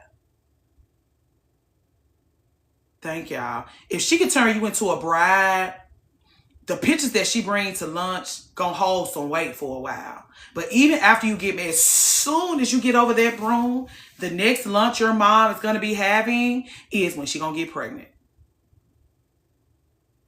And then when you give your mama that one baby to take to lunch, thank you, J Michelle 05. We appreciate you for that.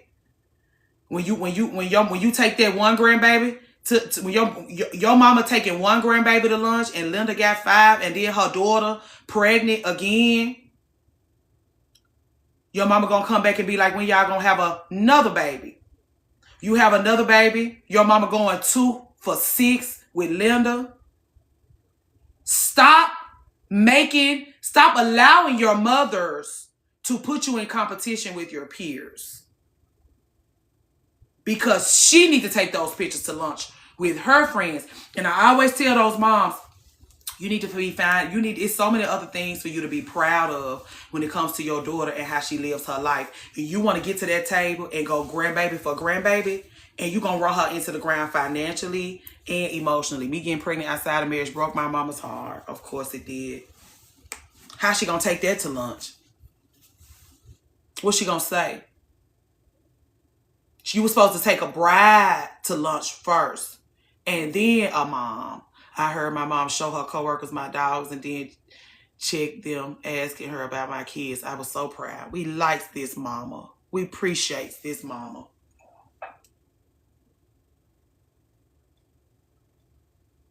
We appreciate that. Yeah. So that's why I love my girl. She ain't asking for no grandbabies. I appreciate these kind of mamas, because some people want grandchildren.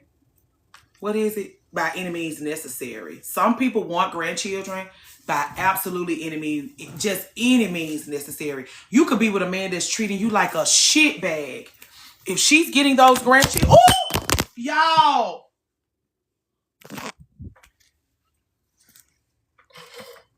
Hey, Shalia, just in time. Help. I know. Are y'all okay? Right. Are y'all okay? So am I okay? Are you all right? She said, Lord, she dropped us. Ouch. Yeah. Cough, cough, help. Y'all okay? Y'all all right? We don't have no insurance. The only thing you're going to get if you take us to court is some vintage oil sheen and some lip bar lip stains. If that's not something you're interested in, and any of these herbs, you're welcome to Tasha, you're welcome to shop the Apothecary down to the ground. Plenty of incense and herbs. You're welcome to those. We also have some parfaits and breakfast sandwiches. If you ain't suing for oil sheen, breakfast sandwiches, and tea leaves, don't waste your time. There's nothing else. My resources don't come like that. I'll take the oil sheen and a sandwich. You can just have that. You ain't got to go to court for that. Just, you can send a letter up the road and I'll send that back up the road by messenger. Hawaiian Silky products. No. I'm going to be in debt to you. And them $8 ass oranges now, we might have to go to court for those. By the time we get through, they ain't going to be worth a shit. They already headed out. But anyway, we talked about, oops, Jesus, Mary, and Joseph. Someone get me a full spread and a hair care product restocks. Yeah, that's what you're going to need. Look, I ain't got no edge control. We got Ampro. Do you see this? You think brown gel, and an all-purpose comb For those of you who went to beauty school, brown gel and some leave-in conditioner, brown gel, and an all-purpose comb. Any of those things sound interesting to you? You're welcome to get it when we finish up. You ain't even got to take us to court for that. I'll just send that up the road to you, girl. The girls don't know about the brown gel and the all-purpose comb. See, the girls be knowing about the brown gel. Do you know about how to wield that all-purpose comb? You can't get no haircut. We're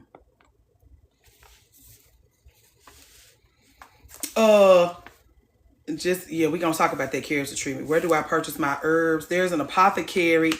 Correct. Jillian does the cutting.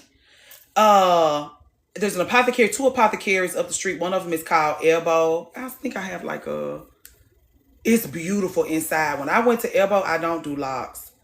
When I went to Elbow, it made me feel like that's what made me know I wanted an apothecary in my house. A lot, Shalia. Lord help us. And then Maggie's Farm is another place I go to source my spices and my herbs. When I need, I get big bags of chamomile from Amazon. When I need a lot, I order nettle, oat straw, and lemon balm in huge bags from Frontier Supply, whatever. I have it already. Click, ready to go. Is this in Memphis? I'm coming to visit y'all when. Yeah. Please go. I'm gonna tell you, Maggie's Farm is real cute.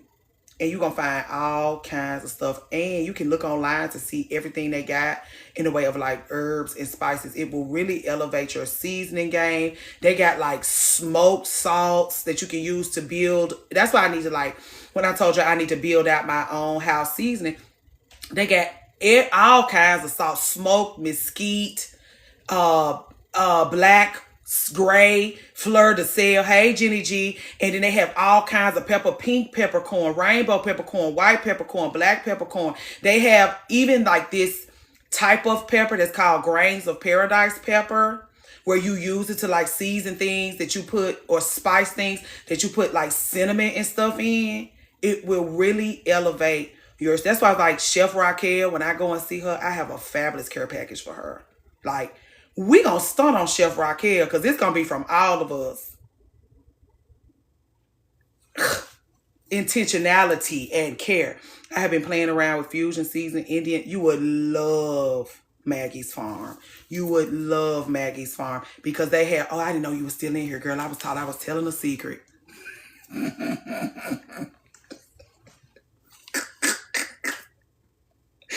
I thought I was being covert.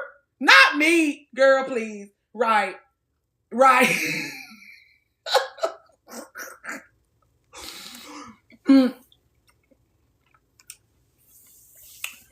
It looks like it's in Florida. Maggie's Farm or Elbow.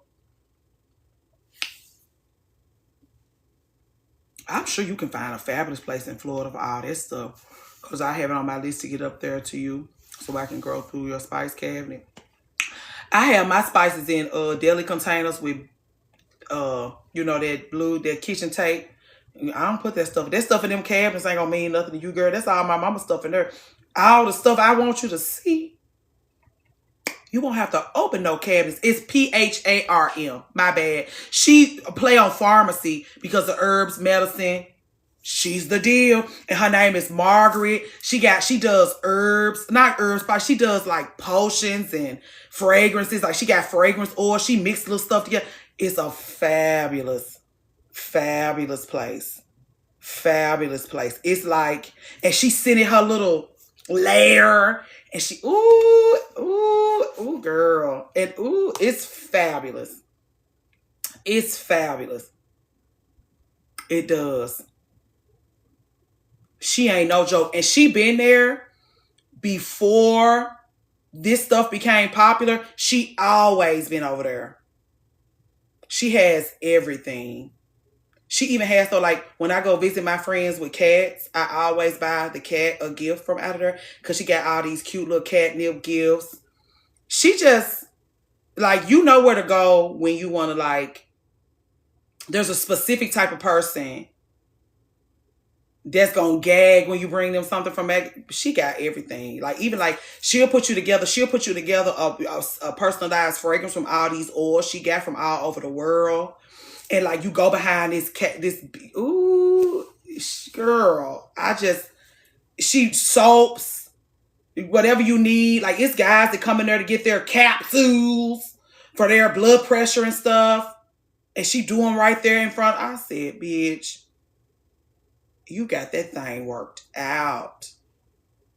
That's why, like, we ever have to commune in Memphis, and everybody not gonna do all the same things at the same time, but it's plenty for y'all to get into. And some people be in Maggie's Farm for hours. Some people run in and out. Thank you, Tiffany. I be in there, so it depends on what I got going on. Like, I need to replenish my entire apothecary. They already like they haven't seen me in a long time. I'm gonna call ahead, place my order, get there, and need double the amount of stuff that I called in and ordered. Can someone drop the link in here? Ooh, let me see. But she ain't no joke.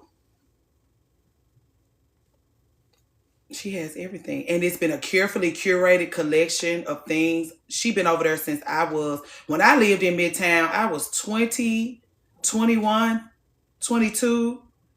I'm 38 now. She been over there since well before then. Just peddling that same stuff. Because my roommate used to go over there. Lauren was really ahead of her time. She still is. And she used to go over there a lot, getting herbs. She would get sick. She would make you some little potion. All her fragrances was from over there. Wait, now we all over there going to Maggie's Farm. It's not the same as it was when Lauren was going over there when didn't nobody know about it. But I'm sure she enjoys even the entrance. It feels like going somewhere out of a Disney movie. It feels like Alice in Wonderland or something. Let me see if I can find some pictures and videos of like, you can go up the back stairs. If you go up the back stairs, it's like this specialty shop. I got this journal from there. She got a fabulous specialty shop. And then you go through the specialty shop. She got all these fancy, fabulous candles, apothecary, place to go to source spices. Hey, Lindsay, Libby Choice. She's fabulous. And then when I love the name Margaret. When I found, I should have known her name was Margaret with a nickname like Maggie. But just one of my favorite. It's really my favorite place to go in Memphis is Maggie's Farm. Specialty shops. I love specialty shops too. When I visit y'all's cities, that's always the first thing I ask is, do y'all have like specialty shops for food or specialty shops for gifts and oddities? I love an oddity, girl. Lord help me. I'm trying to see if I can find Maggie's Farm for y'all. I'm loving her selection of baby. She do not play. She do not play. She makes her own. She makes her own. She gives you the space to make your own if you want to make your own. She has everything you need. I wish I could have stopped by Memphis Conjure. Have you been by there? I didn't learn about Memphis Conjure until after Miss Lisa died. And I just felt like it wasn't going to be the same with her not being there. So, no, I never really got into it. But it was a lady talking about she had some kind of special oil, 1980. And then she don't look like when you see her, like it, you know she got some stuff going on in that back room. Because you would never think she'd been in business since she was 19. Like, and then her name, it's like, what you be sipping on back there? I'm trying to find me a Maggie's Farm judge, y'all. Because I'm always in there like, we were mutuals. I really, really wish I could have stopped by. She seemed lovely. Who are you talking about?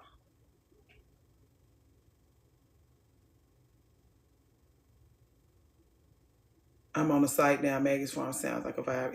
It's a fabulous place. Oh, Miss Lisa. I'm trying to find y'all a picture of like the entrance, like, because it's real fabulous. Like, you could go up the back stairs, you could go up through the front. She create a vibe for you from the time you get out of the car to the time you get in there and really get your start spending your money. Like, she takes care of the whole thing. I don't forget I can just type stuff in now.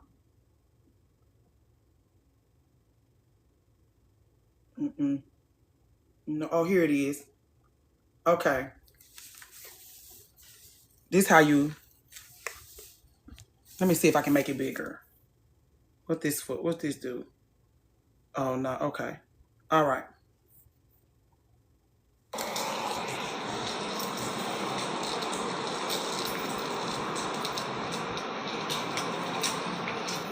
That's how you get in.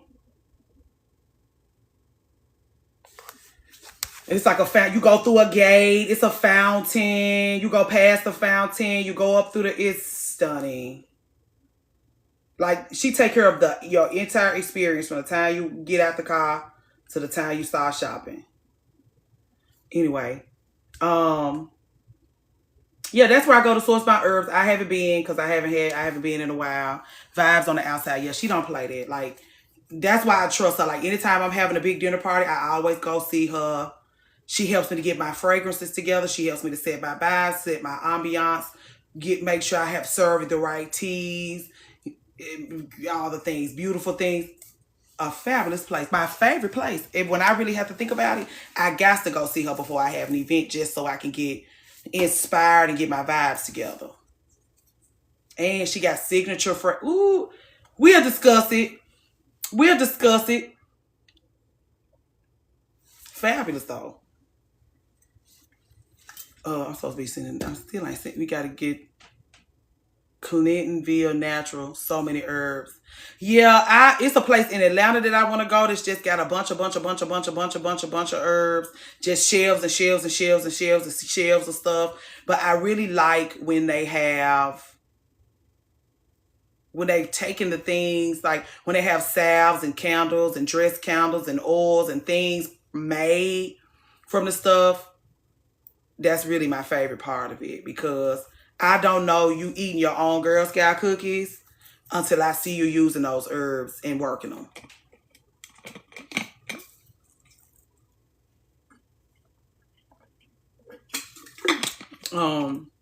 But I do like, I can find something, unfortunately, anywhere. Lord help me.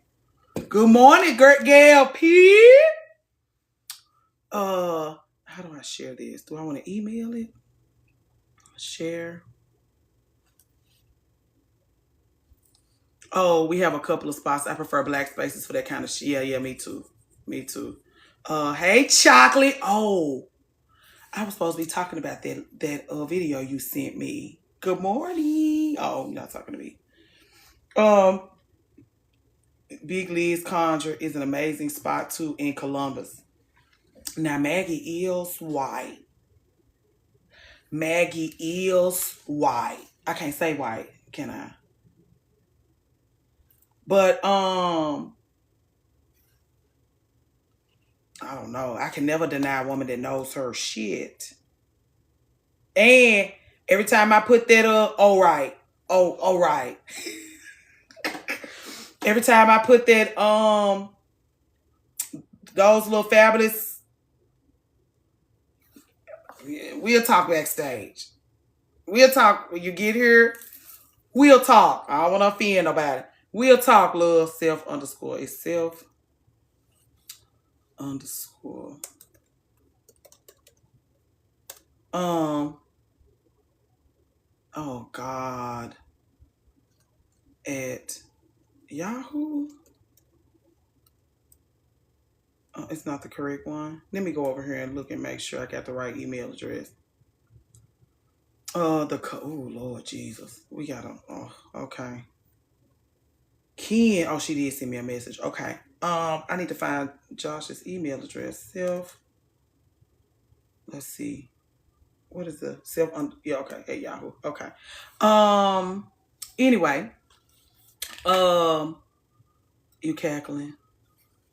Chocolate. We wanted to talk about that video you sent me. Hey, Londra. And I'm having a brain fart. What it was about. She sent me this video of this guy.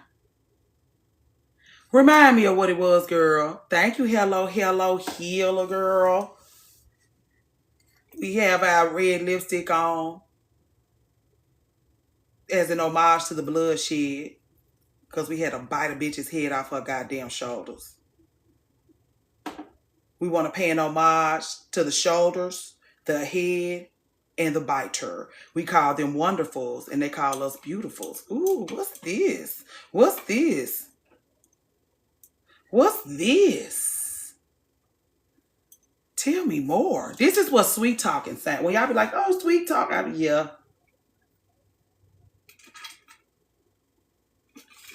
That's okay. You caught up now. You ever seen me in red lipstick? If you have never seen me in red lipstick and you see me in red lipstick right damn now, you're caught up.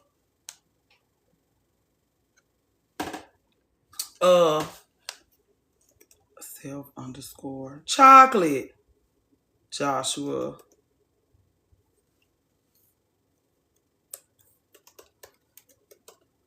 Wonderfuls. Oh. I thought you were saying something else. Please print. How many copies of these do I need? I want 3 copies.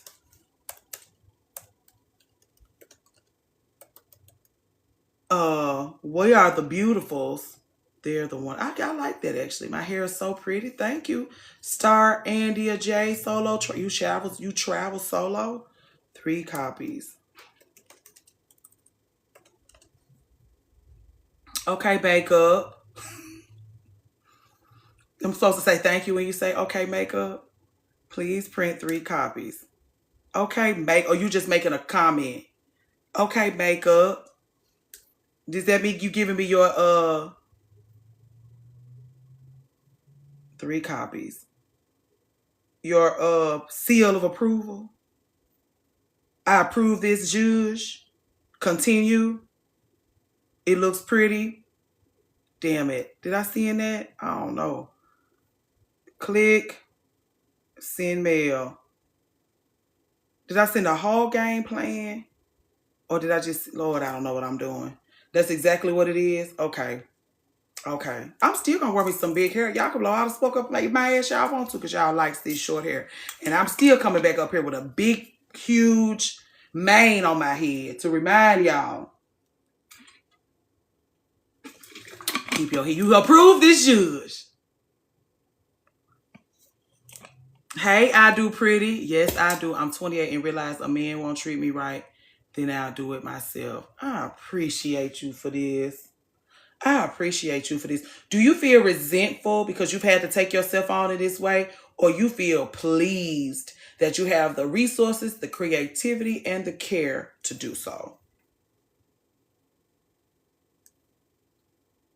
Okay, click. I would like to save. Okay. All right. 3 copies, please. Send. Okay, this didn't happen like that the first time. You can say both. I actually appreciate your honesty. Hey, D-Confessor. I appreciate your honesty. One of my longtime friends, I told her, don't bother with my TikTok, but she was just too curious because it's just been stirred up so much. And she came looking for me, and she sent me a voice memo this morning, and she was like, this is very you to offer this perspective in this way, to hold space in this way, very on brand for you. I do understand that everybody's not going to agree, because she was like, even if I don't agree with everything you say, I appreciate your confidence. It feels really powerful and exhilarating. Lead us. I've had the most fun I've ever had. It made me more confident. Lead us. That's what I'll be like, y'all have fabulous leadership skills. Y'all don't even be realizing it. Lead us. She said powerful and exhilarating. She don't have time to feel resentful because she feels powerful and it feels exhilarating.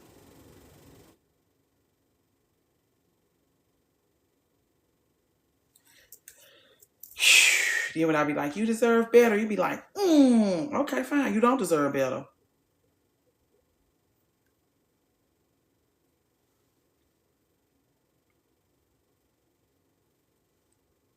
Three copies. Send. Ooh, 3 copies. Treat me like I treat me. That was a cute song by that girl. I said, yes, yes, yes. I realized that how I treat myself on my trips is treat me like a treat. I'm adding this to our playlist right now, right now, right now.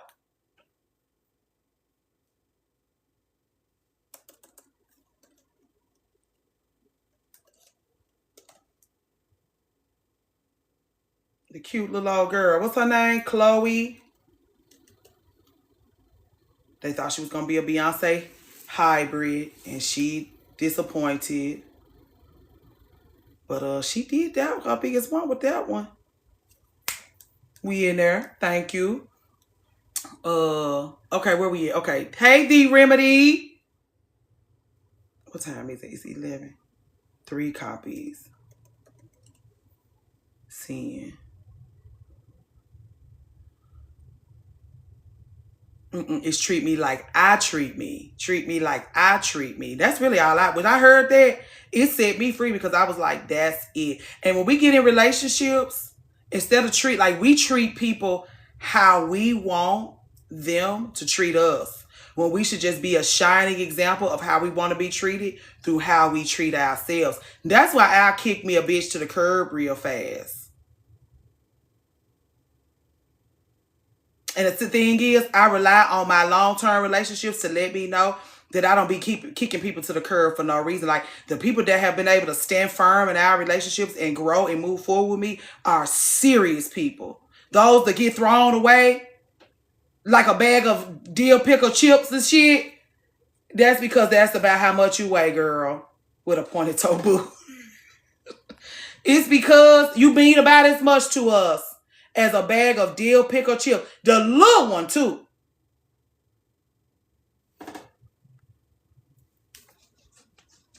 Treat yourself real good. That way they can't never deny what she do. Treat herself real good. Like, you can call me whatever you want to call me. I could be a villain. I could be a horrible bitch. I could be so mean.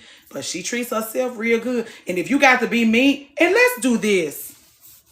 Let's do this. Since y'all so scared. Let's do this. If I have to be mean to you to treat myself well, you ain't worth a shit. If I have to be mean to you, if I even have to feel like I'm being mean to you,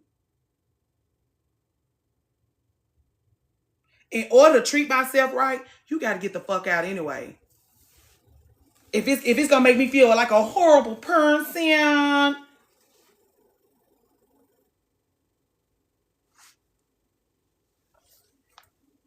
hey, Ronnie the Body, just go on. Because treating myself well should not offend my friends.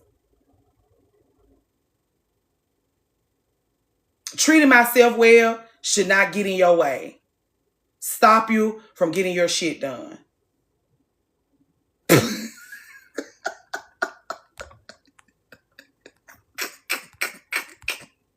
Fine, girl, I can't even do it. Hold on. Girl, I can't even get it. Anyway, they playing with me. Yeah. And so let's just do it like that. Literally, LOL. Thank you. You knew which one I was trying to pin. I'm just not starting to be mean to these guys. Now, everybody, not just guys. Not just guys. Sometimes y'all don't want to be mean to y'all friends because they so sensitive and fragile. And their moms are mean to them. And their brothers are mean to them. And their boyfriends are mean to them. Fuck all of those people. If everybody being mean to you, then you should be used to people being mean to you. Let me get my shit and go the fuck on. Because we hold on to folks because everybody else in their life is mean to them. And so it's like, I don't want to be mean to you because everybody else is being mean to you. But everybody else is probably being mean to you because you're being mean to yourself. That's why I be like, if I have to choose between you being mean to me and being mean to yourself, just be mean to me. If I have to choose between you being mean to your mom and you being mean to yourself, do you want to just talk about lip gloss? Because as soon as I start telling y'all to hold y'all mama's feet to the fire, y'all get mad at me. We can just talk about the lip stain I'm wearing since y'all love it so much. We don't never have to get into it. Sometimes you got to be mean to your mama to keep from being mean to yourself. Flaked out on plans because she losing her mind over a boy. Those the worst kind. Those the worst kind. Like, I'm right here. I'm right here. Your friend. Somebody you've been living life alongside. You're not growing together. You're not growing together. When you realize those girls care more about those guys than you, notice the wedge that's being driven between y'all. This is the wedge she's been hoping. Thank you. And somebody in the comments a while ago when we were connecting was like, being rude keeps you safe, especially with men. But being rude keeps you safe just in general. Mind you, he's in a relationship. He just can't decide and he loves them both. Lord, Shalia, help these folks. Actually, don't help them. Sit them out on the curb. Trash day is Monday. I don't know if the trash gonna run because of the snow. But sit them on the curb anyway, girl. Oh, Chocolate, we were supposed to talk about that video, girl. What, do you remember the video? I'm not able to leave out and rewatch. I need another phone or something. Then I send this evaluation and audit framework. I literally have, I just want y'all to know, when I be telling y'all it's serious business going on here, and HR will let me know if I'm allowed to say stuff like this. When I tell you I'm fully back, I got an email this morning that says social media evaluation and audit framework. That's why when I be like, y'all, please do your clicking. Social media evaluation and audit framework.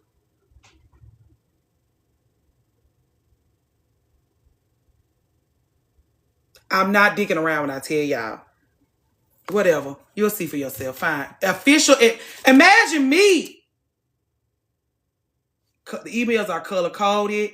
I got to get this stuff printed off because I'm not, girl, I got to get my highlighters and my ink pens out. And then thank you, United States of Beyonce. She checked in with me this morning. She was like, did you check the two latest tabs? Yeah, I saw them.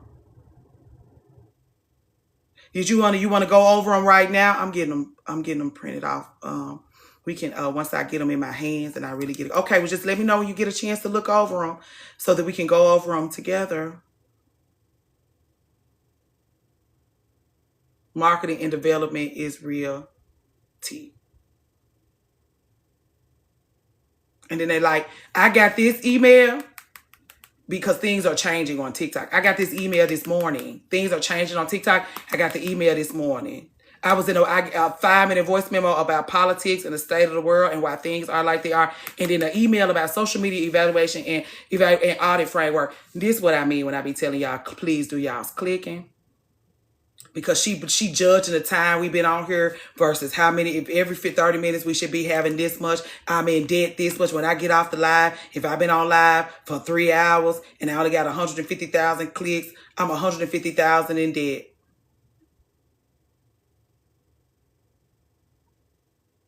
Social media evaluation and audit framework. Cousins is in the info. Indigo love. It's LUV, Bree love. It's LUV. It's giving discipline. Disciple. What you mean by that?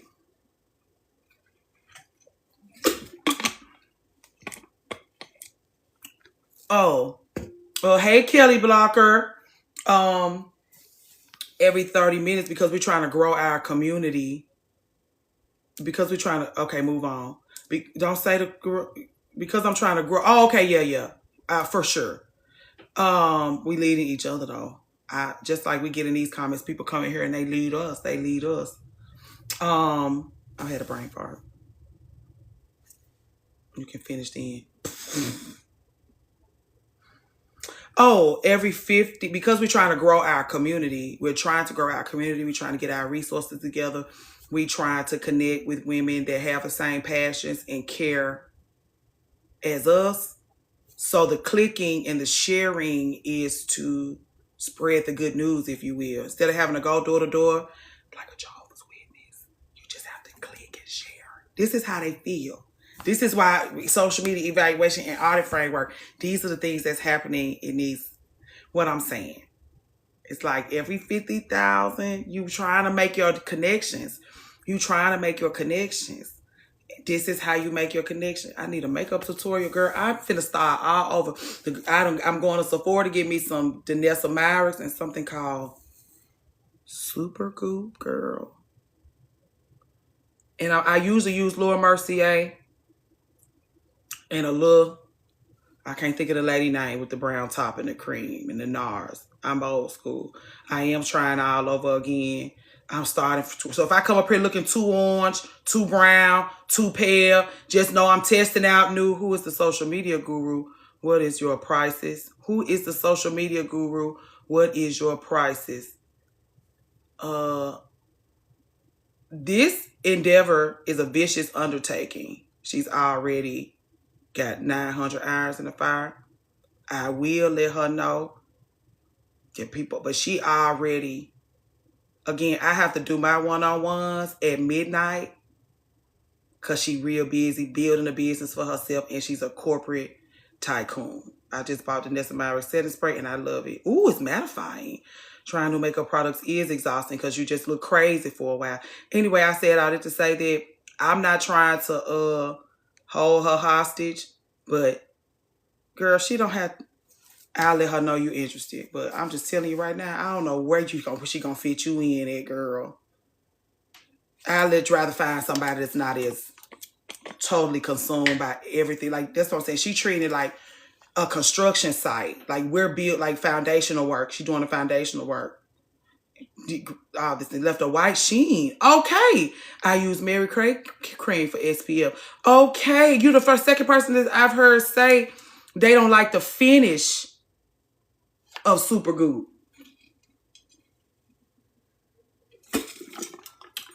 Anyway, that's all I mean. When they be talking about them clicks, girl, that's why when people come in and be like commercial break, that's why when those people come in and build that structure up around the likes and clicks, that's why. Because we're trying to grow. Do not buy no Supergoop. Supergoop was also oily. Heard the same thing about Supergoop. I was just going to go over there. My mama, you love a sample. I was going to go over there and get a sample and be like, okay, y'all, this is the Supergoop. What do we think? And if y'all be like, hell no. Nah. It was going to be a hell no. Y'all know I almost burnt the house down at one time. I have to be careful with these fires. Anyway, that's the answer. Where did you hear about the Supergoop? In the live Friday night, Shalia. In the live on Friday night, when we were actually talking about skincare, Shalia. When we were actually, okay. But I only use invisible sunscreen and your combination. As I've gotten older, I'm starting to become more and more. I know I miss so much. I've been crazy busy. You know I love when y'all touch grass. I don't have no problem with y'all. You know I love when y'all. And Dominique, that's the thing. I'm going to get a sample. I'm going to get a sample because I've heard either fabulous things about the Supergoop or Lord help us. Excuse me.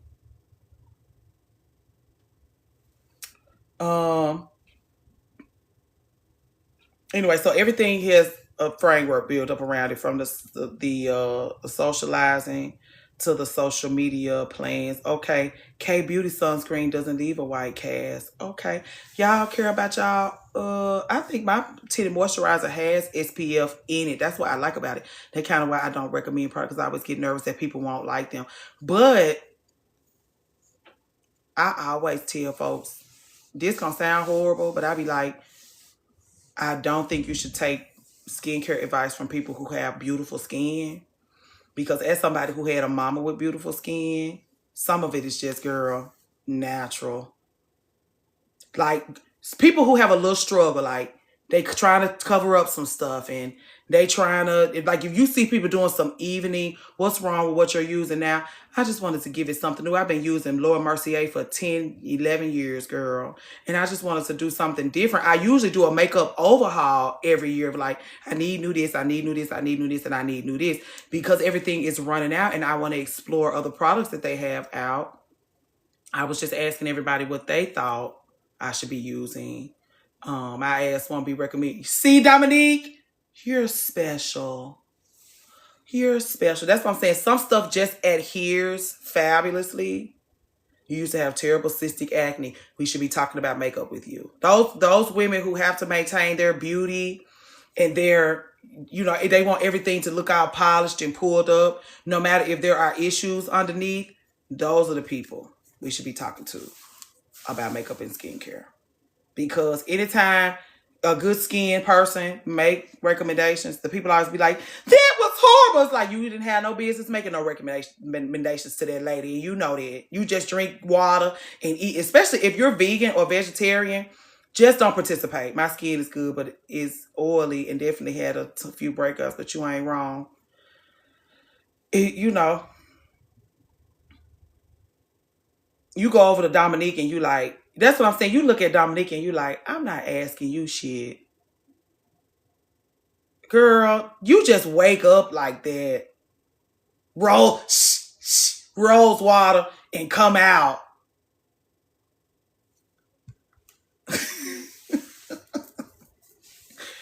And consistency. But even some folks, I'm telling you, some people don't even have to be consistent. They just have really good skin. By this year, we're going to try our best to be good. The people are looking out.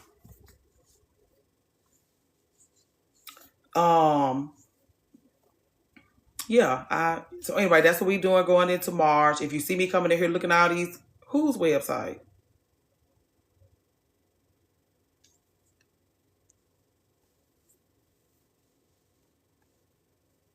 I missed something. Not rose water and a prayer. Girl, it's got to be. That's what I'm saying. Genetic. That's what I mean. Like, studying women, you can look at something. Like, that's what I'm saying. Dominique, you can look at how supple and rich her skin is. That's genetics. You don't need to be asking her anything about what she uses.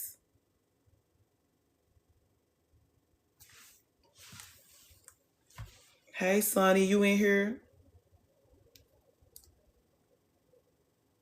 Her skin is very beautiful.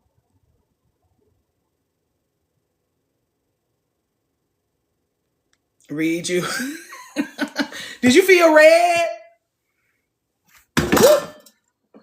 In and out, girl. That's about her diet. Yeah. How much water do you drink a day? It probably don't even matter. I've seen people with fabulous skin that don't even drink water. Like, they be like, I just drink Red Bulls and Celsius. And it's like, it's genetic and youth. We clumsy every day, Deanna. That's what I'm saying. The internet is not real. Because when you meet me in person, you're going to be like, she is goofy. She is, y'all. She is, just push her around in a wheelchair. As much as I drop y'all haven't recovered from the last time I dropped y'all. The last time I dropped water and waste dropped y'all and waste water on you. Just have a wheelchair for me. My best male friend drinks nothing but Pepsi. He has glowing skin. Hell no. I would have a total out against him. 2 cans away from the ICU.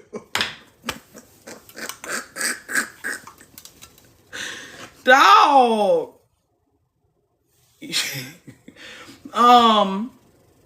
Yeah, you have to be careful with those good skin. Like, if they skin look too good, don't add some shit, girl. Please. You ain't gonna do nothing but be mad when you get to that Sephora. Or the ones that be like, oh, I only use, they have beautiful, beautiful. My cousin used to be like that. Beautiful, beautiful, beautiful skin. They be like, oh, I only use Neutrogena. Oh. Anytime a grown woman talking about how she only used Neutrogena and cold cream by Pond's, genetics. Tea tree oil helps you. It's not too strong. That's always a sign that's just good skin. If they've not had to like what is it, upgrade, honestly, stress and food with a heavy dose of genetics. I diluted with vitamin E. I likes that now. Good health and cleaning everything. Yes. Hey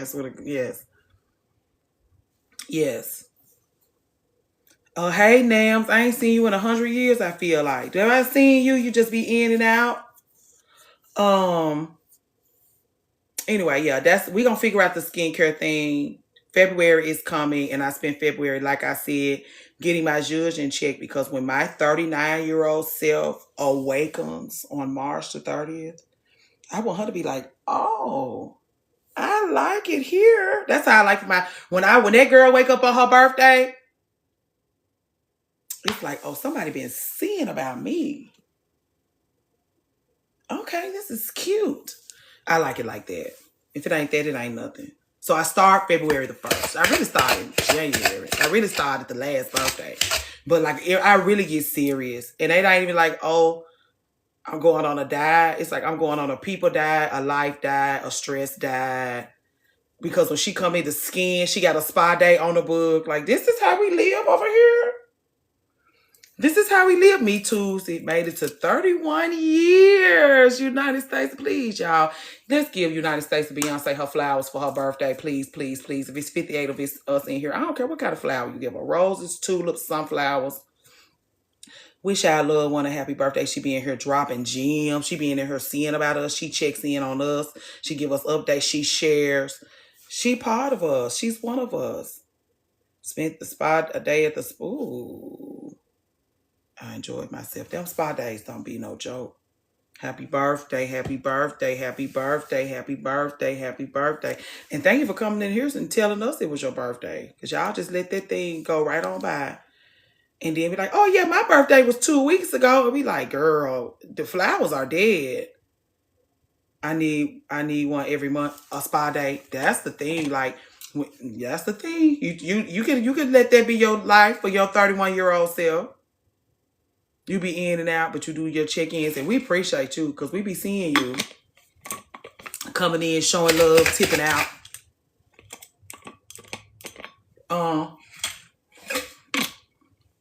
Okay, the flowers I did. Happy birthday, happy birthday. Hey, Mimi outside, did I say hey to you? I feel like I ain't said shit to you. You just been in here talking. Let me see if I sent this. Sent. Didn't send shit. Lord. What time is it? It's 11:30. Y'all got anything y'all want to go over with me? I feel like we've talked about the Fred Day from Alicia. Oh, Arami Day wanted to talk about getting comfortable with confrontation. I feel like I've dealt with that too. Dress the part. All I can tell you is dress the part. If you're going to bite somebody's head off, if you know you need to talk some shit, just dress the part. Thank you. Hey, Mimi, I don't know if I said hey or not. I did say hey. You saying hey, I'm sorry. It be so much going on, especially if you come in and I'm in the middle of a sentence and you know I have raging ADHD. You about to go to the YMCA? You gonna swim or exercise? What? You left? I'm thinking about getting a membership over there. I was just trying to see what you be doing when you go over there. Hey, Amber. Oh yeah, I think we already talked about all the things. Friendship breakups, trade talk, Alicia's friend date, getting comfortable with confrontation. I look so good. Thank you, girl. Go to the... I look so good. Thank you, girl.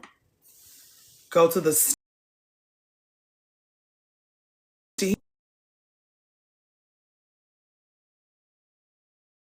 You should be able to speak your mind to your loved ones without retaliation. Girl, please. Your loved ones. And notice that she said loved ones. Notice that she didn't give them no name. She didn't say your mama. She didn't say your daddy. She didn't say your friend. Anybody who you believe is a loved one to you, you should be able to speak your mind to them. You really do look amazing. Thank y'all. Y'all eating up this. Hey, B, short hair. Y'all know I love that big hair. Y'all know I like me a wig. Y'all know I like me a structured piece with some bobby pins. Y'all like, girl, you could just give us this and we'll be having a Merry Christmas. Colton got to see me ASAP. Why you say that? You mean like see you or see you? Which one? I said I like seeing. You do not like him. I like seeing Lisa run a dumb ass on pins and needles. I like seeing her totally fucking terrified like that. I want to see her like that more often. I would pay to go to the zoo to see her on pins and needles. You should be able. Yeah, you should. We already went over there. My bad. Impossible with some of them. Most of my family is emotionally immature, draining.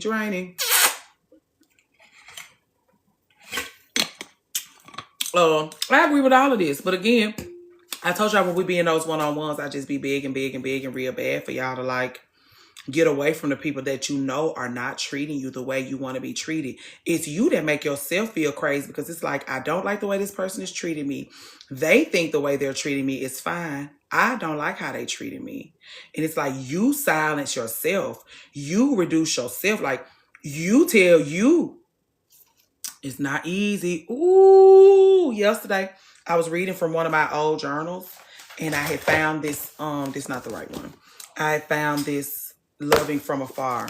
I don't even do that. I don't do that. I don't even love you from afar. I don't do nothing for you from afar. Kiss my ass. Create an atmosphere that pours love back into you. The only way you can create an atmosphere that pours love back into you is keeping people around you that love you. That's the only way. That's the only way. And I'm going to tell y'all something y'all do very well that drives me up the fucking wall. Y'all can always count on me to cuss y'all the fuck out about it. Is keeping people around you who are tolerating you. You know they tolerating you. You feel, and being tolerated is not warm. I fear y'all mamas be tolerating y'all and not loving y'all. That's why y'all go out and have friendships and stuff with people who just fucking tolerate you. As we continue to grow this group, what I realize is you're much more worthy of love and care than you believe yourself to be. Listen, you're much more worthy of love and care than you believe yourself to be.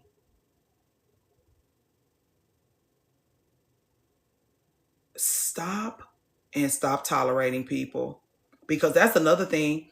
Once you stop keeping people around you who are only tolerating you, you will immediately start to see the people you're tolerating and you'll be like, okay, this is not fair to you or me or you or me. And it's like people would rather, and then this is where it gets complicated. Your people would rather be tolerated. My mother-in-law is the same way. Like, I'd just rather you tolerate me than us have a real relationship. I don't want to have to do the work that it takes for us to really realize I'm being treated like a lost girl, like Bell Hooks talked about. Ooh, it can be really lonely if you have yourself. It can be lonely. Baby, I went low to no contact with my dad in 24, and it was way overdue. Yeah. Just remove those people out of the way that you have to tolerate and that you feel tolerated by. And people think that's how they hate Osha Divine. People think that's how you're supposed to relationship. So when you leave the relationship because you can feel you're being tolerated, they gonna make you crazy. But I'm telling you, it wouldn't matter what you did. My sister gives me a time for Thanksgiving so she can have her real friends over once I leave. Ugh. I don't know what that means, but I don't think. Is that good? The hard way still at a young age. Heartbreaking. I cussed him out too many times to count. But guess what? I got tired of the toxicity. Yeah, speak up. Hey, Mimi. Hey, Darlena. Y'all came in together. That was cute. That's not nice. That's why I was like, I don't know how to feel about that. That feels icky. Hey, Ebony. Y'all on y'all lunch breaks. That's another reason why y'all have a hard time breaking up with folks, because it's like, well, they didn't do nothing to me. I fear you're tolerating them. I didn't do nothing to you. I fear they're tolerating you. And you can decide if being tolerated is not good enough for you, because it won't be. If you wake up one day and you decide that you don't want to be tolerated anymore, you just want to be loved fully, you can be. You on your lunch breaks eating in your car. You can be if you decide that. If you live your life according to the fact that you want to be loved fully, you will be.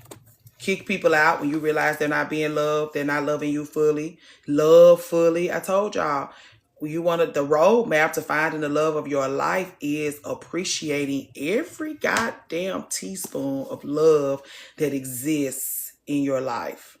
Appreciate it, even if it's just that one little thing. Feed it, nurture it, water it, feed it, nurture it, water it, respect it, treat it. Can I be encouraged that there's better out there for me? Tell me what you mean by that. Did you watch that live I sent you to go watch? You sound like you didn't watch the live. Really debating leaving my marriage and family won't stop telling me it's bad out there. The first thing you're going to have to do is stop giving so much of a damn about what your family is talking about. I said this to you yesterday. You care too much about what your family thinks. They're banking on how much you care about what they think. And that's what's keeping you in prison like this.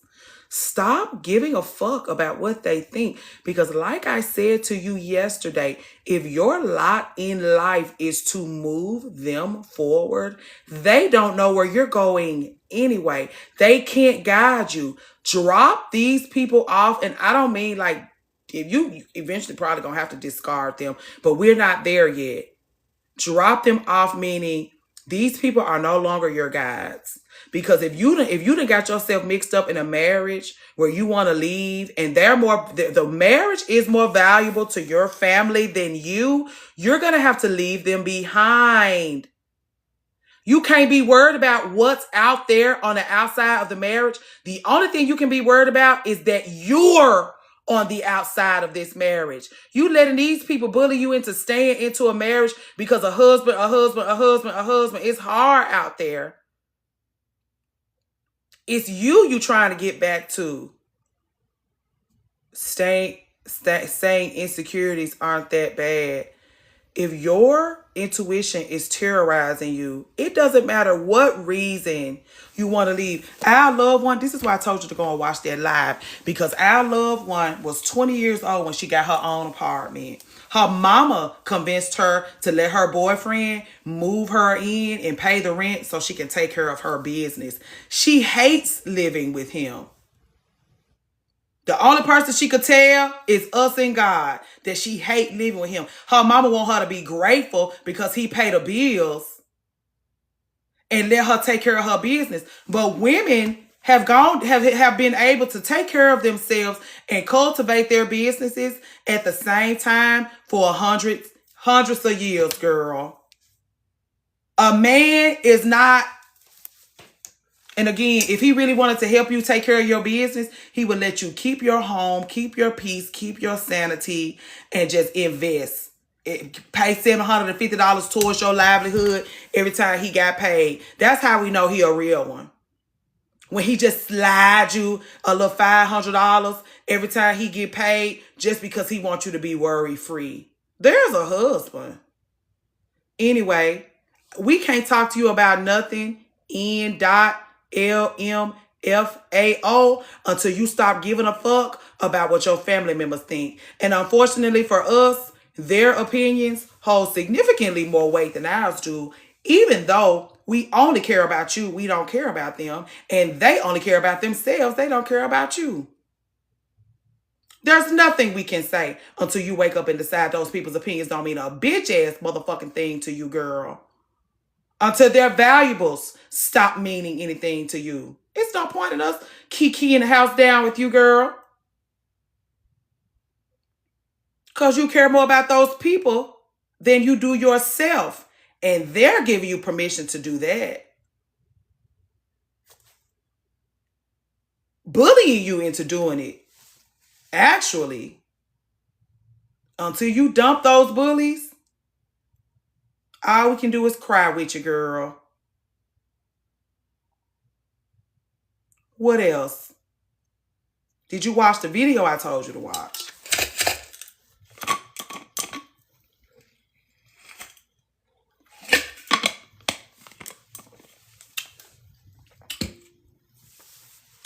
Excuse me.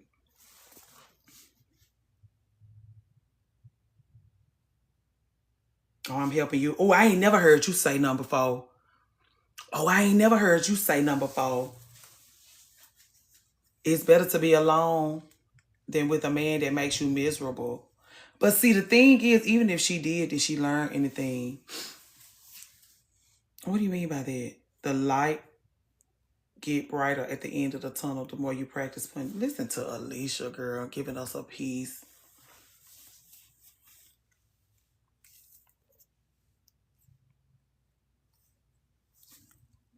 We're not trying to like drive a wedge between you and your loved ones. But number one, when you talk to us about people who treat you like this, it's hard to believe. Oh, right, Alicia. I mean, Shalia. That they're your loved ones when you come in here and you tell us that they're treating you like this. Because we don't know you and we wouldn't do you like this. We wouldn't prioritize, hey, Stacks, your marriage over you. We would never prioritize your marriage over you. And we wouldn't tell you stuff like it ain't nothing out in the world for you. There's a whole world out there for you is what we would tell you. And then your loved ones, your family would tell you for you is what we would tell you.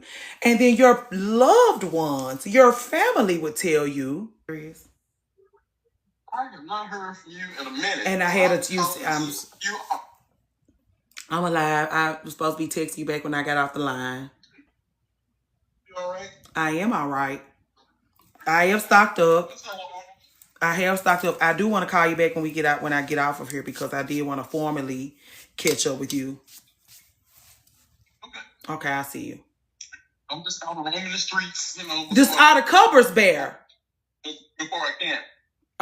You just trying to get your little move and done because you finna have to be stuck in the house. Mm-hmm. Are the Cupper's Bear? You been in Costco? Excuse me, y'all. I have been in Costco. Is it a madhouse? Not really. Shocking. Not really. It was a madhouse 3 days ago. Wow. Okay. Okay. People have learned not to wait till the last minute. Shit. Okay. You said, well, excuse me, y'all. Hold on.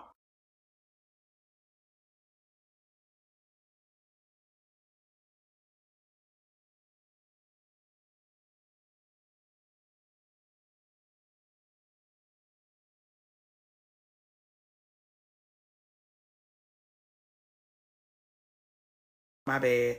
Y'all, Lord help us. Oh, we didn't even make it to 100. Oh, Jesus. You need to love and encourage you better before you try to find another person. But here's the thing. It's you that's on the other side of this. I know, girl. We've been doing our best. I even read the what is it? Hold on. The social media evaluation and audit framework.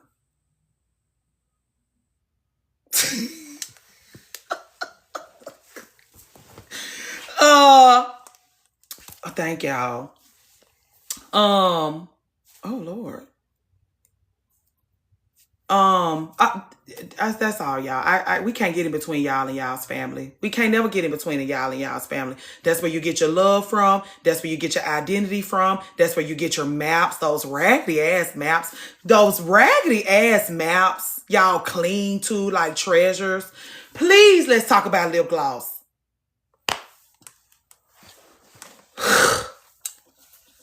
It's sad. I come here for encouragement. That's not sad. It's actually not sad. If you really think about it, us being here, you know we're going to be here. You know we're going to see about you. You know we actually give a fuck. You know we're not going to tell you wrong. Our egos are not attached to your mishandling yourself. None of that. It's actually not sad if you let yourself learn and grow from the wisdom. If you let yourself learn and grow because of the fact that most of us have already paid for what you're experiencing and you really could just use the wisdom to move yourself and us forward. It really is beautiful. It brings tears to my eyes. It has me, again, we're fully backed. It's not sad. It's beautiful. Fully backed. Good day. Let it be beautiful. We're fabulous. Better instructions. Better instructions. Fabulous. So yeah, just know we'll always be here. Even if you let those horrible people stay around you, we'll just be constantly reminding you of the fact that you deserve better. We'll always be somewhere on the road to your treasure or your demise, reminding you that you deserve everything. The world is your oyster. You came here talking about divorce. There's a whole world out there for you. Your family would not want you to know that. Why are they keeping that from you? This is why the elders are falling out with me, because these are the things I'm supposed to be keeping from you.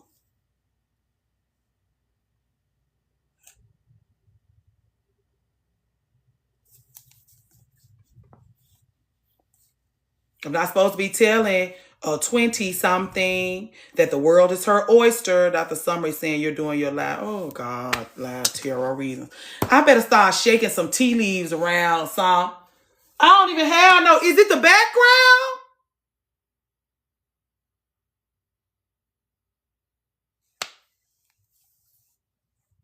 Any advice on how to deal with the guilt of choosing yourself over family? Eve. How old are you? Love the name, by the way.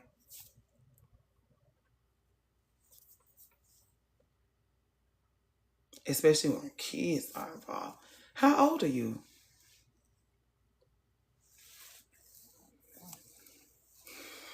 You got YouTube? Eve. I just love being in here listening to y'all talk. I appreciate you this.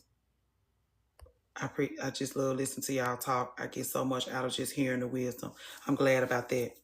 Go over to Lady of the House Media whenever you get some time, when you're just going to be you and you, whether you're going to be cleaning up, whether you have a big project you need to do. I think it's like 3-4 hours. There's a live. It's called Twilight. Watch that, but also how to deal with the guilt of choosing yourself, period. I don't care who you're choosing yourself over. How to deal with the guilt of choosing yourself. Yeah, depending on who you ask. You got to be willing to grieve the guilt. And then we also learn the guilt may not actually be guilt, but because you haven't felt freedom a lot, you might actually be feeling freedom instead of guilt. But you're going to have to get comfortable with the feelings that comes with abandoning relationships that don't mean you no good. If you're 32, that's why I always tell y'all we throw a party for those 20-somethings that know how to jump up and leave. Because if you learn how to jump up and leave in your 20s, you're going to have a great time in your 30s. Eve, if you didn't spend your 20s learning how to jump up and leave, 'tis the season. That's what that Twilight is about.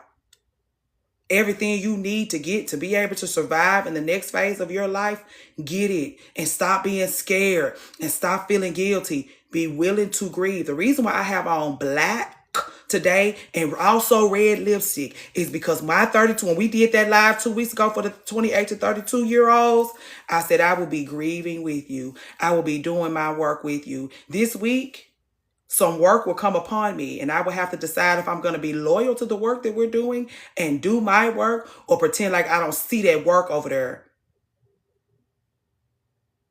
If I act like that work went over there, I was going to make an even bigger mess of the things that we're trying to build here together. Our future, if you will. Me doing the work gives me credibility, trust with myself, so that I can move into the future, move myself forward and move us forward. Laying a bitch to rest sometimes means getting that motherfucker out of your way so that you can move forward. We wear our black to grieve. We wear our black. If you feel like a mean bitch, the reason why you feel guilty is because you feel like a mean bitch. Hey, Joy. Jarette, put on your best clothes, your most dramatic lash, wing out that eyeliner, give us a dramatic contour, a fabulously high cheekbone, and be the meanest, most beat bitch you've ever seen. Dress to lay everyone that you need to lay to rest. At least you don't feel like a shitbag and look like a shitbag. And it's hard to feel like a shitbag when you look damn good. When you get through laying they motherfucking asses to rest the next day, you put on a red lip. The red lip, you stain your lips with red. As an homage to the bloodshed, because you had to bite a motherfucker's head off their goddamn shoulders. Since they want to call you mean, that'll help you with your guilt. That'll just look like a mean ass bitch. Hey, Dutch, just look like you might be a little horrible. That way, when you have to be horrible, you look damn good doing it. You can't, and as a woman, you always want to look good doing your shit. If you look a mess because you feel a mess on the inside, you're going to have a much harder time. Pull it up, tighten it up, grieve the things, move forward. For 2 weeks. Don't do it for me. Do it for yourself. Dress like, be the evilest bitch you ever gave. Even if it's not red, it's like dress in your most sharp, villainous Serena Royale. I got my package. It's fabulous. I am going to have to send you a voice memo about some things that happened on the trip. But still, I feel like, thank y'all so much. Everything is where it should be. Everything is where it should be. I have no problems with nothing. It was like opening a treasure chest. It was like, oh, everything about it. Everything about it. Everything about it. So that's how it's done, loved one. If you still in here, if I haven't run you off, that's how it's done. You just got to be willing to do it. You're never going to be able to go around the guilt. Especially if you ain't learned how to jump up and leave and you 32. You got to get that in your 20s, learning how to jump up and leave. If you surviving off dedication and commitment in your fucking 20s, Lord help you. Because you don't even know what you should be committing to. You don't even know what you should be. You just loyal. People be like, I'm loyal. Loyal to a bitch that can't stand your motherfucking ass. Hate that for you. You stupid. I used to tell my little 20-year-olds when I used to do hair, y'all I'm sorry. Have a good day, Neil Bell. You stupid. I can't wait till you get in your 30s so you cannot be stupid anymore. Y'all, the loyalty, you're loyal to somebody that don't like you. Y'all go on those girls trips. This is our 5th annual girls trip. And then y'all come back to the beauty shop and complain about each other for 2 weeks. Y'all need a break from each other because y'all just totally burnt out from each other because you shouldn't be traveling together. But you're loyal, aren't you? Who gives a fuck? Y'all the only ones that give a fuck about that. Then y'all be in the beauty shop complaining about each other. But you're so loyal. That's because y'all ain't learned how to jump up and leave shit. You don't think you can find friendship. And here's what you know. You scared that you actually ain't even worth for shit. If you have to go out and get some new friends, you actually afraid that you don't have what it takes to build the connections that you desire to have. That's why you hold on to that low-hanging ass fruit like that. I'm loyal. No, you're lazy. You're lazy. The reason why I'm willing to give you up is because it's a new friend around every corner when it come to me. I met a friend over the summer at an event I was catering. We locked in. They was like, oh, you don't hardly know her. No, I know that one. I know that one. Laugh, cried together. Laugh, cried together. Sat out on her patio. Smoked a big flat joint. Cried together. Share, love, commune, create. That's my goddamn friend. Kicked the bitch out of my life just the early part of the summer and had a new friend before the weather broke. You're not loyal. You're lazy. And you ain't fooling me. That's what I'm saying. Y'all get in them one-on-ones. Well, I'm just loyal. You're not loyal. You're not loyal. You just sat on this line and told me all of the ways that this lady mishandles you, and you don't have nothing to say about her because you sick of her ass mishandling you, and you want to tell me that you're loyal? You sound stupid. You mishandling you by having friends who mishandle you. And then you want me to come in. You want to be a friend to me because you want, and it's like, oh, well, I lay down and I just get in those relationships and lay down on the train tracks. I'll be a good friend because of the way I let people take advantage of me. I just have such a good heart. If you have such a good heart, protect it then. Since your heart is so good, protect that motherfucker. You just lay on the train tracks and let people treat you any old kind of goddamn way. I have such a good heart. And anytime somebody tell me they have a good heart and they don't protect it, I'm like, you're never going to be a good friend to me. You're never going to be a good friend to me. And the love, the care, and the community that I'm going to bring into your life, you're going to squander it. Because you don't know how to properly care for your treasures. A good heart should be a treasure. A good heart, that means the ties come in. Y'all, I'm fully backed. You want to talk about a good heart? I'm sitting here with red lipstick on my lips. Because I'm grieving. I'd had to lay somebody else to rest. The reason why I don't have no problem with laying people to rest so quick like that is because I have a good heart and I have to protect it. The smallest little thing, the smallest little thing. Your red flags come through the door because I got a good heart to protect. As a result of that, because I take care of my business, because I take care of my treasure, more treasures just show up on my doorstep. Like, oh, you need this. Oh, you need this. Color-coded emails. That's it. I want to make this into something. The people are telling me this is a beautiful thing we got going on here. And we want to actually build out something wonderful for each other. Social media evaluation and audit framework. Inventory for an integrated life. Fully backed. Such a beautiful perspective. I love your man. Keep hollering at us.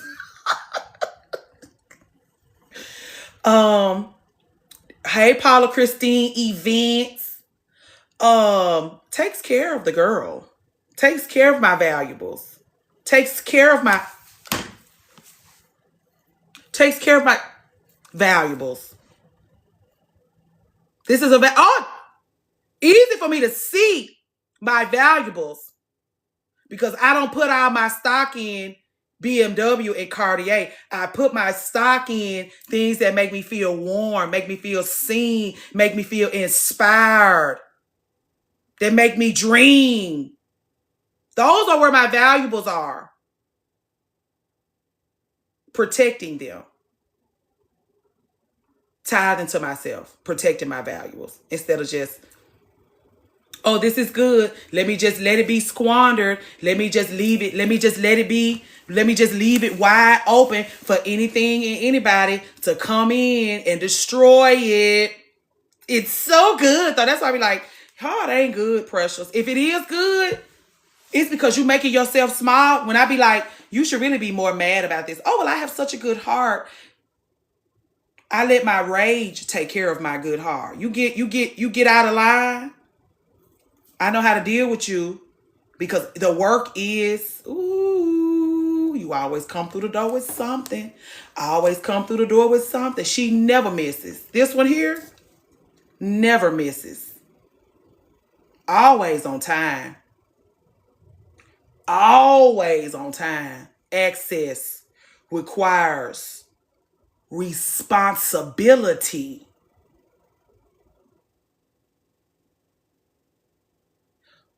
Responsibility. You know when those girls aren't being responsible with your friendship, don't you? But you're loyal. Loyal to somebody that don't handle you with care. Great. You want a Biscoff or Oreo? Oop. Anyway, these are the things y'all want to get into. We'll always be talking about friendship breakups. Because in order for us to move forward with each other in a serious way, we have to discard people who can't go. And they can't go because they tolerate, they mishandle. They're not in their gratitude. They're male centered. They're mama centered. They're wedding centered. They're all of the things that we're trying to get away from, and they're clinging to them. We're trying to get away from things that they're clinging to. When you realize that you're trying to get away from things that the people that you love are clinging to, just go this way. We over here. It's food. It's shelter. It's somebody that can build a fire. Just go over there. You want to come out from among them and be ye separate so bad? Me and these eyelashes, girl. Okay. Then do so. Your toxic ass family wants you to stay married because it ain't nothing out there.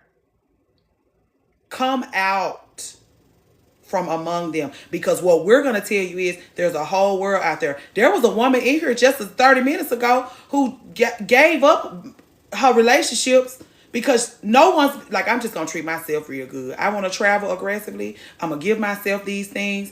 Definitely had to do that. Grieve it and move on. It's freedom over here. Be like Harriet and move on, move on, move on. But again, as somebody who has recently had to do these things, Eve, I realize how difficult and painful it is.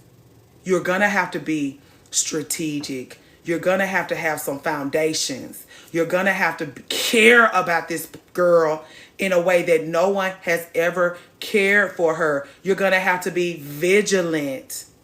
You may even have to be a little violent. You're gonna have to recognize when they tell you your pattern recognitions, when you show up with those fabulous pattern recognition skills, and those people use language up around your pattern recognition skills that make you feel violent. Just be violent. You have to be a strong relationship with grief. I just started communion and it's a lot. It is a lot. But Eve, it is going to feel icky. Be willing to feel icky so you can feel better. Because what I'll say is this, keeping them around you, all icky. All icky. You're going to feel icky anyway. Throw them away. Feel the ick because you will feel something else. You will absolutely feel something else. Choose your heart, please. Life is hard. Womanhood is hard. Periods are hard. Menopause is hard. Friendship is hard. Marriage is hard. Being alone is hard. Hey, just Shara. A snowstorm being imminent and the cupboards at the grocery stores being bare is hard. Being on the elliptical machine for 30 minutes is hard. Being on the Stairmaster for 10 is hard. Drinking too much liquor on a Friday night And waking up Saturday morning, still alive, is hard. Would you like to continue? There's diamonds and pearls. The Stairmaster for 5 is hard. It ain't even got nothing to do with being big, girl. I seen those skinny girls on that. I'm gonna get on a stair. Get your ass up there. What you say? No, it's only been 45 seconds. No, it has not been 2 minutes. It's been 45 seconds. She make it to 2 minutes. She feel like she been up there for days. You got to get comfortable with that. I'm locked in. I forgot to hit my pen. Huffing and puffing. And I told y'all, once that exercise place gets hard, once that exercise gets painful, I told y'all I leave. I leave the exercise place when it gets painful. Didn't I tell y'all that? I got work to do. I'm finna be 40. I can't be leaving the exercise. Oh, this is, and leave. I'm gonna be cat raggedy as an old lady if I don't get used to exercising, being uncomfortable. I want to be all limber. Y'all seen Black Yoga Room? Goals. I can't be worried about it. This hurts. I need my range of motion in my hips. I got to get comfortable with the frog pose. This hurts. That's me. I got to go, girl. Fresh Market is next door. I just go through to the Fresh Market and thumb through the produce section, buy me a fancy beverage, a slab of meat, and go home. I was gone for an hour. I just went at the gym. Oh, Lord. Oh, Lord. 3 to 5. No, so you can go for longer. Just a little slow. Just a little. You talking about like it's real slow? Yeah. Fresh Market got the nerve to be next door to the gym. I said, girl, get me the fuck out of here. And then Michael's. Gym, Fresh Market, Michael's. TJ Maxx around the corner. All that shit got to do is I'm out of here. I have to go at the ass crack of dawn when ain't nothing else open but them. Because if I go when my folks is open, and then I'm one of those people that when I go to the gym, wherever I'm at, I could go somewhere because I want to be isolated away from folks doing stuff. And all y'all was over there. I'm back here. I won't be on that treadmill. I won't be on those bikes. I won't be for 10 minutes. And now everybody over here with me. Thank you, Melissa Dean. And it's like, y'all, I'm back here. Like, I'm on the phone doing my things. I'm trying to stay back. You all in my business. Girl, why are you over here? Nia be like, you just a people magnet. But it's like, do I look like I want to be a people magnet right now? You think I want to run on the treadmill next to you, ma'am? Get your ass away from over here. Shit. You and all these other folks. That's what it is, because you beautiful and have great energy. You shouldn't be worried about my energy and you trying to get your treadmill work done. Don't worry about my energy, girl. Because you're going to suck up all the energy bringing your ass over here. Stay back. Invite me to lunch. Invite me for a tiptoe around the TJ Maxx round the corner since it's giving energy. Don't follow me around the gym, girl. Please.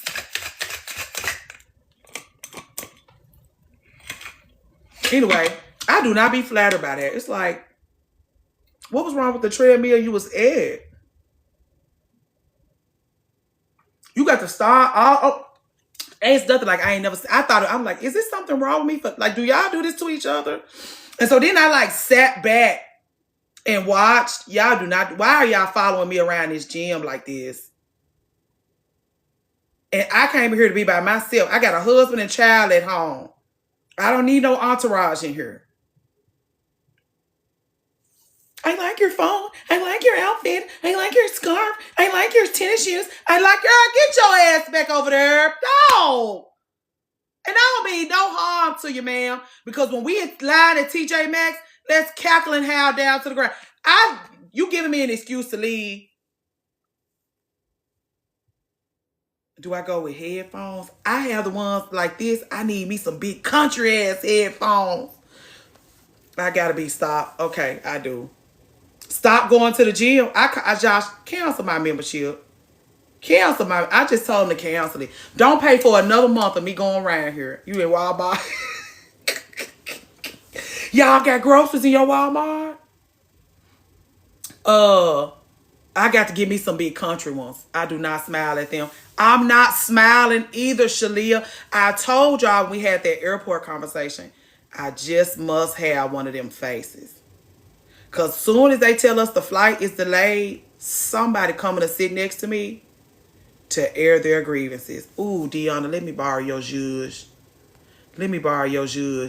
Maybe once I get my gym body together and I'm so fine and tight like y'all, they'll know I'm there. Like, I look like I probably got some breakfast sandwiches in my gym bag. I probably do look like a safe place to land at the gym.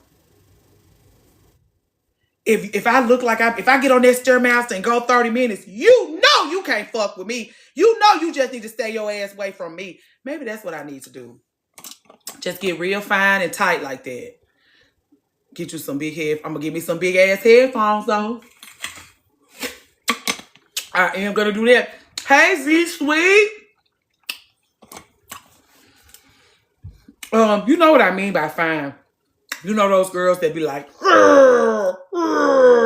they ass sit up real high. It's those girls where it's giving all collarbone, just collarbone down to the dirt. They don't bother those girls at all.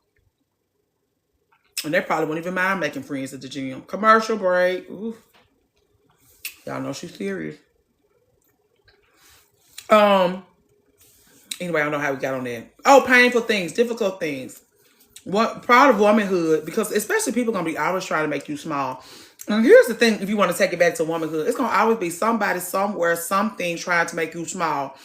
You're gonna always be fighting to break out of that. Every time somebody try to put you in a box, you're gonna immediately have to jump out.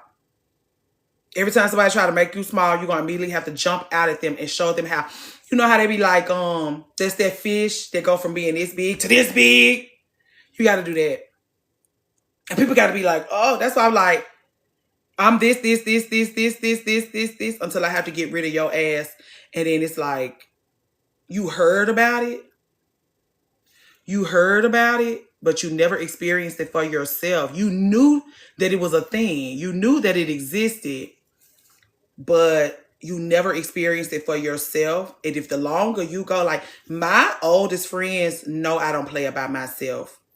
Because they're good people, they don't have to worry about walking on eggshells or the hey fire sign or anything like that just to make sure they treated me right. They just have to take care of themselves. Thank you, fire sign. But then there's some people that have to stumble all around because they really don't know what the fuck they doing. They don't know how to uphold no fabulous friendships. And so it do give that they got to walk on eggshells because they don't fucking know how to act. But those girls that know how to act know exactly how to handle me. Those girls that handle themselves beautifully, they know that's what I mean. If you still in here, Destiny, about having the courage to make new friendships. Thank you. Having the courage to make new friendships after being hurt, after getting your heart broken, is because you're learning. Did you learn? Did you learn? Did you learn? Did you learn? Did you actually learn? Excuse me. If you didn't learn nothing, you should be afraid of making new relationships. But if you know for a fact that you're getting your lessons, 1:30. Y'all, please do y'all's clicking, girl. We just trying to enlarge our territory. Don't make me sit here and read this. Hold on, let me tell you. Don't make me sit here and just read line by line. Girl, I'll probably get through reading this and y'all will be gone. Social media evaluation and audit framework. Don't make me sit here and read part 1. Jesus. Don't make me sit here and read this whole thing. Just know we got dreams. We trying to realize them, girl. Okay. I was just telling people we have a mission. It says friends are for children. She says friends are for children. I hate that for her because she seemed like she would be a really good friend. And she only reserves friendship experiences with friendship for children. The way I saw her kikiing with Tia Kim, imagine them meeting up once a week for champagne and fabulous dinners, putting on their beautiful clothes, being in friendship, traveling together, enriching each other's lives in a real way, dressing for each other, giving each other beautiful gifts, giving each other's time, growing old together. It could be a beautiful thing. It's unfortunate that she believes that friendship is for children. Children don't even know what the fuck to do with friends. Rich for real. If she was truly rich.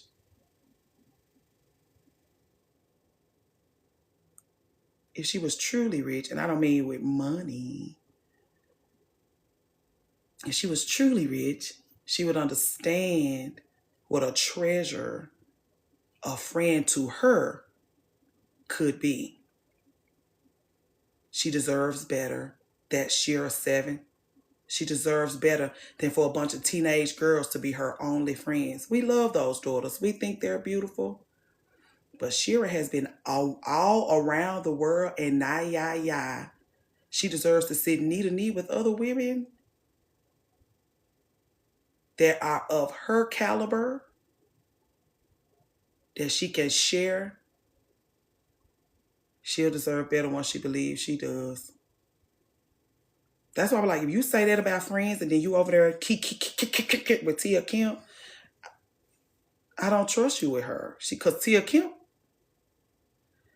whatever, let me not say. She doesn't believe in love because she doesn't have... Ooh!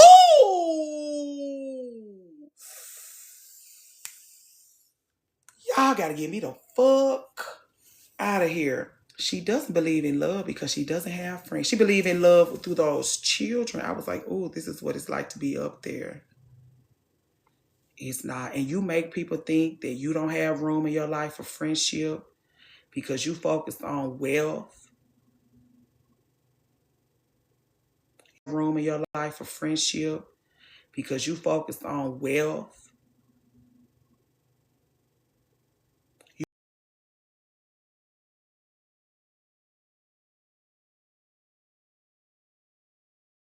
You want...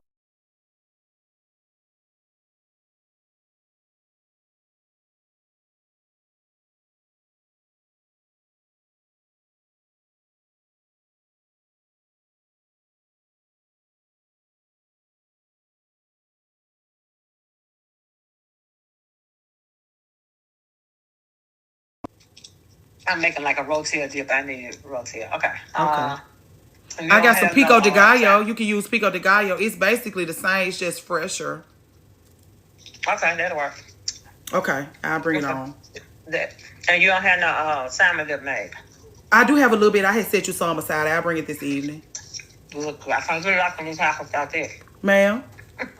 I can't get locked in this house without that. Well, I ain't got no peppers or nothing. I can bring you some cucumbers. I got some of them. Okay. Yeah, I ain't got no cucumbers though. Yeah, that'll be fine. Okay, I see you. Okay. Thank you. Y'all know we always answer the phone for that white glove. Something about you is so familiar. This is why people be following me around the gym, girl. This is why people come sit next to me in the airport after they delay our flights.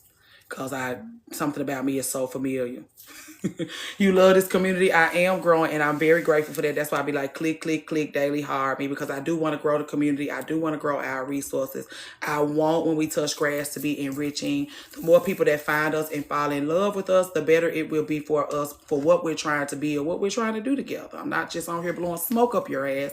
I'm on here really trying to connect and build, not following you around. So I know. Big shades in the airport if you don't already. Them sunglasses I ain't never... I'll try it again. Next time we travel, I'll take you with me. I needed you around when I was going through my friend issue. I would have dodged a bullet. You know, we always talk about this is one of those things where we have to continue to tell those young people a white glove is somebody where they keep things so clean. They support you in such a stunning way that somebody could come through your life and do this right here. And that shit'll be clean as a whistle.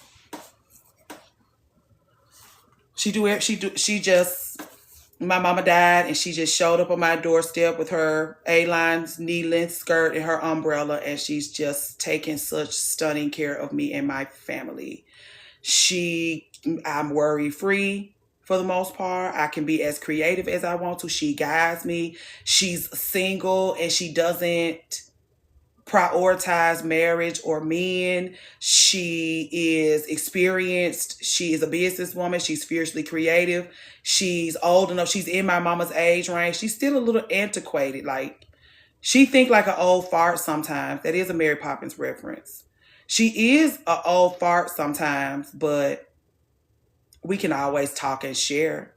A lot of the things that I believe, like, she don't agree with everything I say, but we have a beautiful time arguing and disagreeing and growing together. She teaches me things, I teach her things. We share fashion things and hair and makeup. We can be women together. We can be creative together. We can be business ladies together. We can cry together. And I don't have that resentment that we carry around for our moms just because we've lived with her for 38 years. That resentment that I would have had for her, because her daughters, she drive her daughters crazy.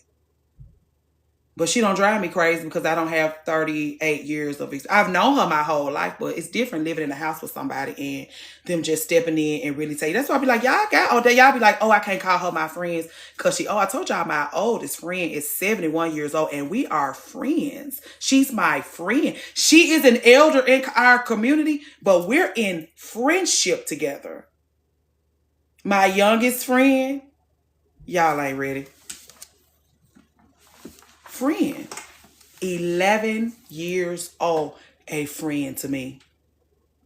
A friend to me, and I'm a friend to her. I'm friends with her mama, of course. Her mama is sharing me with her, sharing us with each other. But that's my little old friend. And so I do believe, his friend is 56. Yeah, I believe that we should. That's why I was like, Shira 7 is closing herself off in a way I wish she wouldn't, by only reserving herself. Or maybe she just don't trust women. That's what I'm saying. When somebody like Shira 7, who has set the captives free in a myriad of ways, tells you she doesn't have grown adult lady friends, it does make me think she doesn't have trust. And why are we being led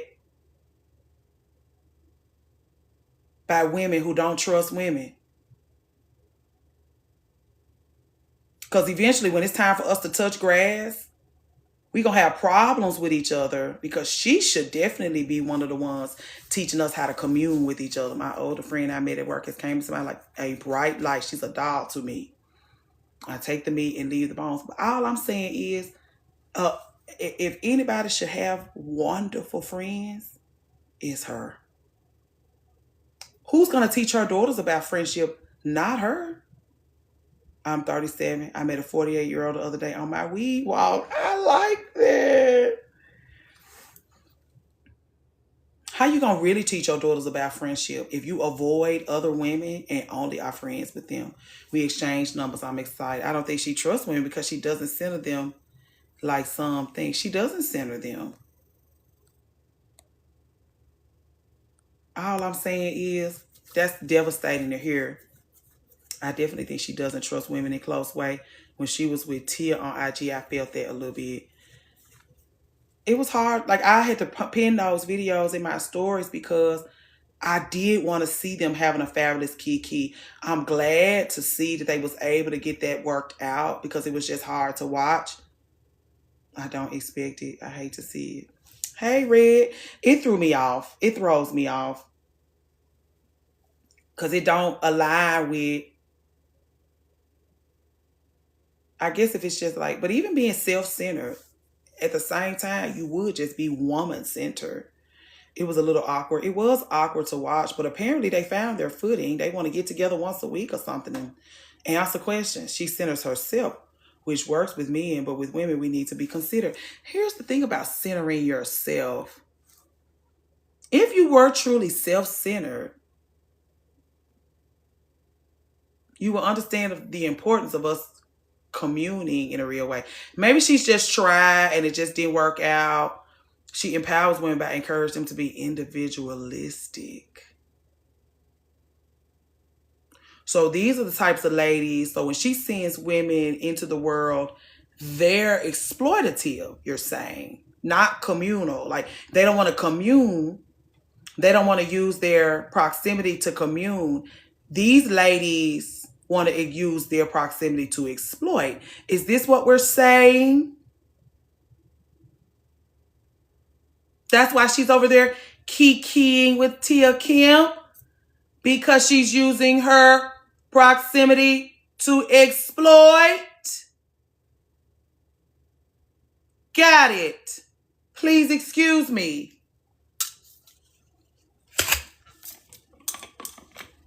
It's all business. Well, great. Great.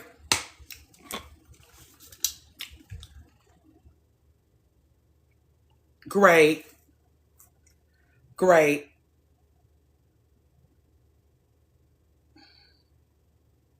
Hey, my Virgo bestie.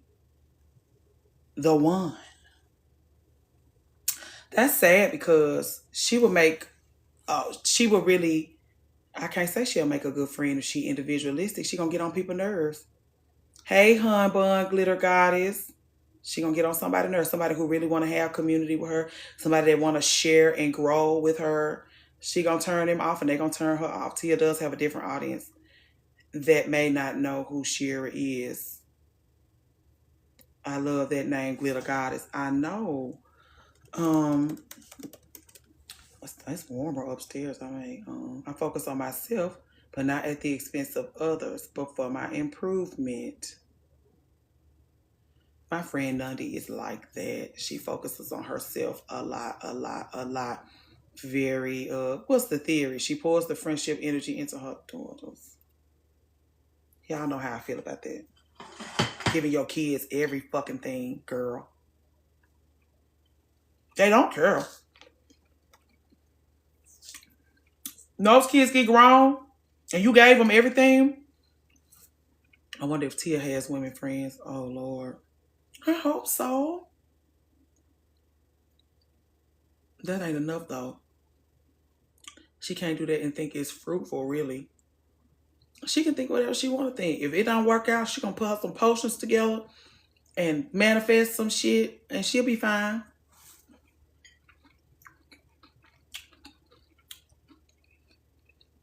I just feel like, hey, SMH girl, bye. Friendship will really bring light into her life. That husband ain't bringing no light into her life. Those daughters are gonna grow up and go off and make their own lives. What you gonna do about friends then? And those girls are gonna feel guilty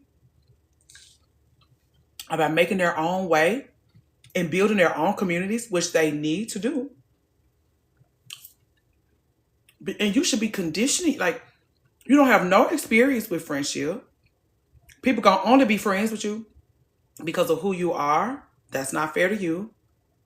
You should have been using this time to cultivate and learn how to cultivate friendship. You should be showing your daughters how to connect. If you such good friends, if you such friends with your daughters, friendship is a must. If you and your daughters are such good friends, if you feel like you're such fabulous friends to your daughters, you should be teaching them how to commune with other women. I know you don't think, like those girls, you can think that you will be enough. That's what I'm saying. They're going to go off into the world and make connections, and you're not going to be enough for them. Because that's what happened with that mom-daughter thing. Like my mama making me her only friend. And then I went out and made friends. It was jarring for her. Because she thought we were supposed to belong to each other in that way. I'm like,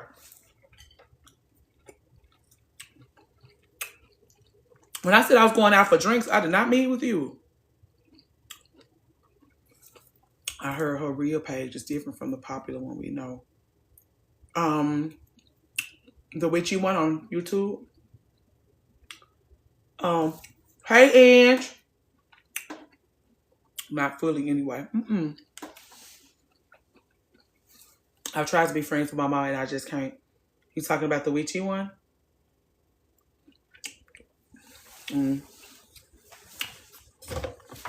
Anyway, that's unfortunate because those girls are going to go off and make their own lives. She's going to have to do spells and make potions to bring them home to her. Because if she's raising them to be the confident, competent women she professes to be raising, then they will know that the world is their oyster. They will know that it's more world out there for them than to be sitting at home with her, going to the local bookstore and looking at whimsical shit at TJ Maxx. If she raising them up to be the kind of women she telling us she raising them up to be, they're gonna want to take her teachings and move forward. They're gonna want to make friendships. She's not giving them any experience. She teaching them to not trust the people. What they gonna do when they mama been teaching them to not trust women through her actions, and then they get with men? They gonna do the same thing she did, just in a different font. Because when women come upon her and they try to give them love, if all your mama is telling you, sit at the bar, get a rich man. He ain't rich, he ain't shit. Rich man, dusty. Rich man, dusty. If that's all it is, rich man, dusty. Dress like this. Speak quietly. Wear French manicures. Wear your own hair or make sure it looks really nice. Whatever. Nothing about women, but just be on your own. Be on your own. Be on your own. Be out the way. Be on your own and be out the way. Okay, no problem. So if you teaching them how to commune with men, but not teaching them how to commune with women, when a woman comes upon your daughter and it's not you giving her wisdom, it's another woman telling her, the world is your oyster, don't worry about no man, worry about the connections you're going to make, blah, blah, blah, this and this. She going to be lost like a ship without a sail, isn't she? She not going to want to listen to a woman. She going to immediately listen to a man when you say stuff like, men don't like these kinds of things, they like this. Rich men don't like these kind of things, they like this. Instead of being like, just focus on what you like. And so putting in their minds like, well, you want to get a rich man, here's what rich men like, this is where rich men go.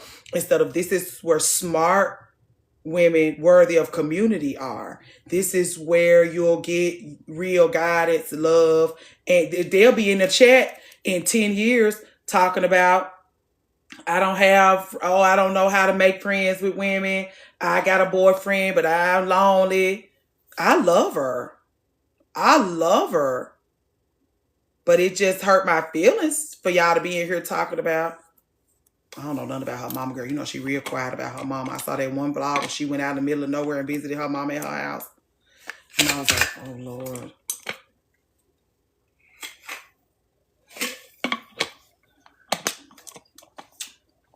But James gave her all the game she got. And that's why I be like, I don't think y'all should really be listening that hard. Because she got that game from a man. She got that game from a man. She's got that game from what she learned from men. And I be like, learn about men so you can learn about yourself. Don't learn about your men so you can create a life up around what you have learned about men. Learn about men so you can learn about yourself. So you can properly place yourself since you want to hustle so bad. No, I didn't talk about that. Well, I talked about it once, how they was talking about when people be in here talking about me getting doxxed. And I'm like, they're going to find whatever they looking for, even if it ain't true.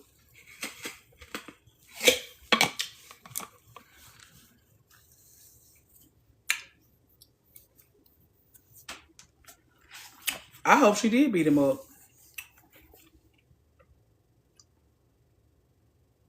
Because because he looks sneaky and ugly. Sneaky and ugly. Yeah.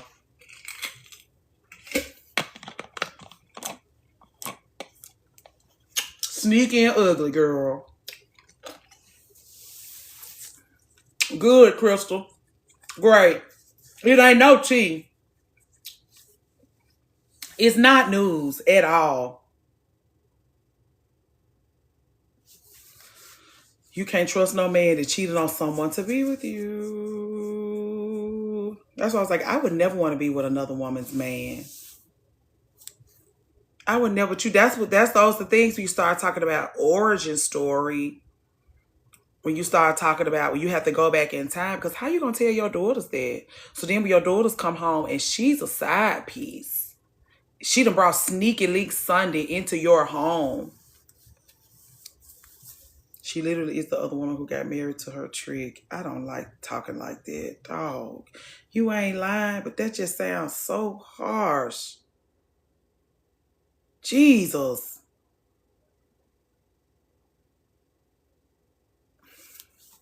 Well, anyway, she is worthy of friendship. She should have women of her caliber in her camp. Hey, January, offering her love, community, genuine connection.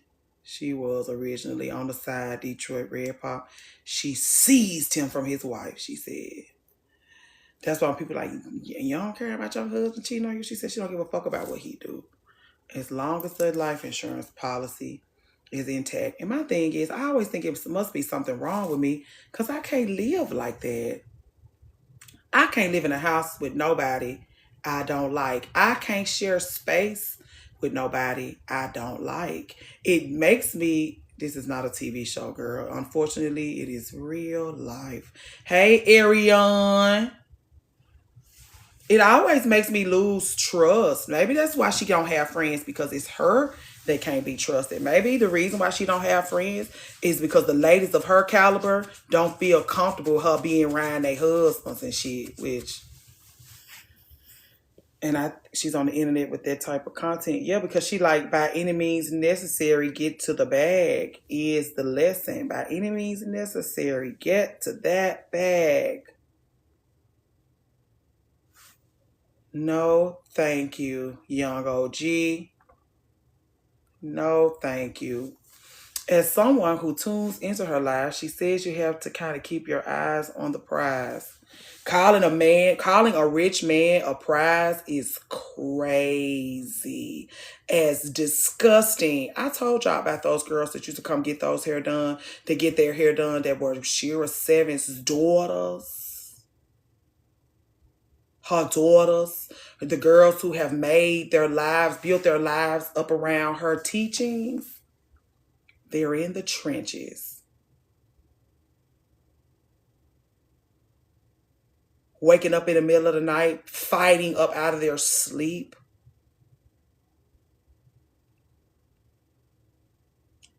Just got their hair done, $1,000 worth of hair services, and somebody done threw a drink on you. We're talking about Shera Seven and her teachings.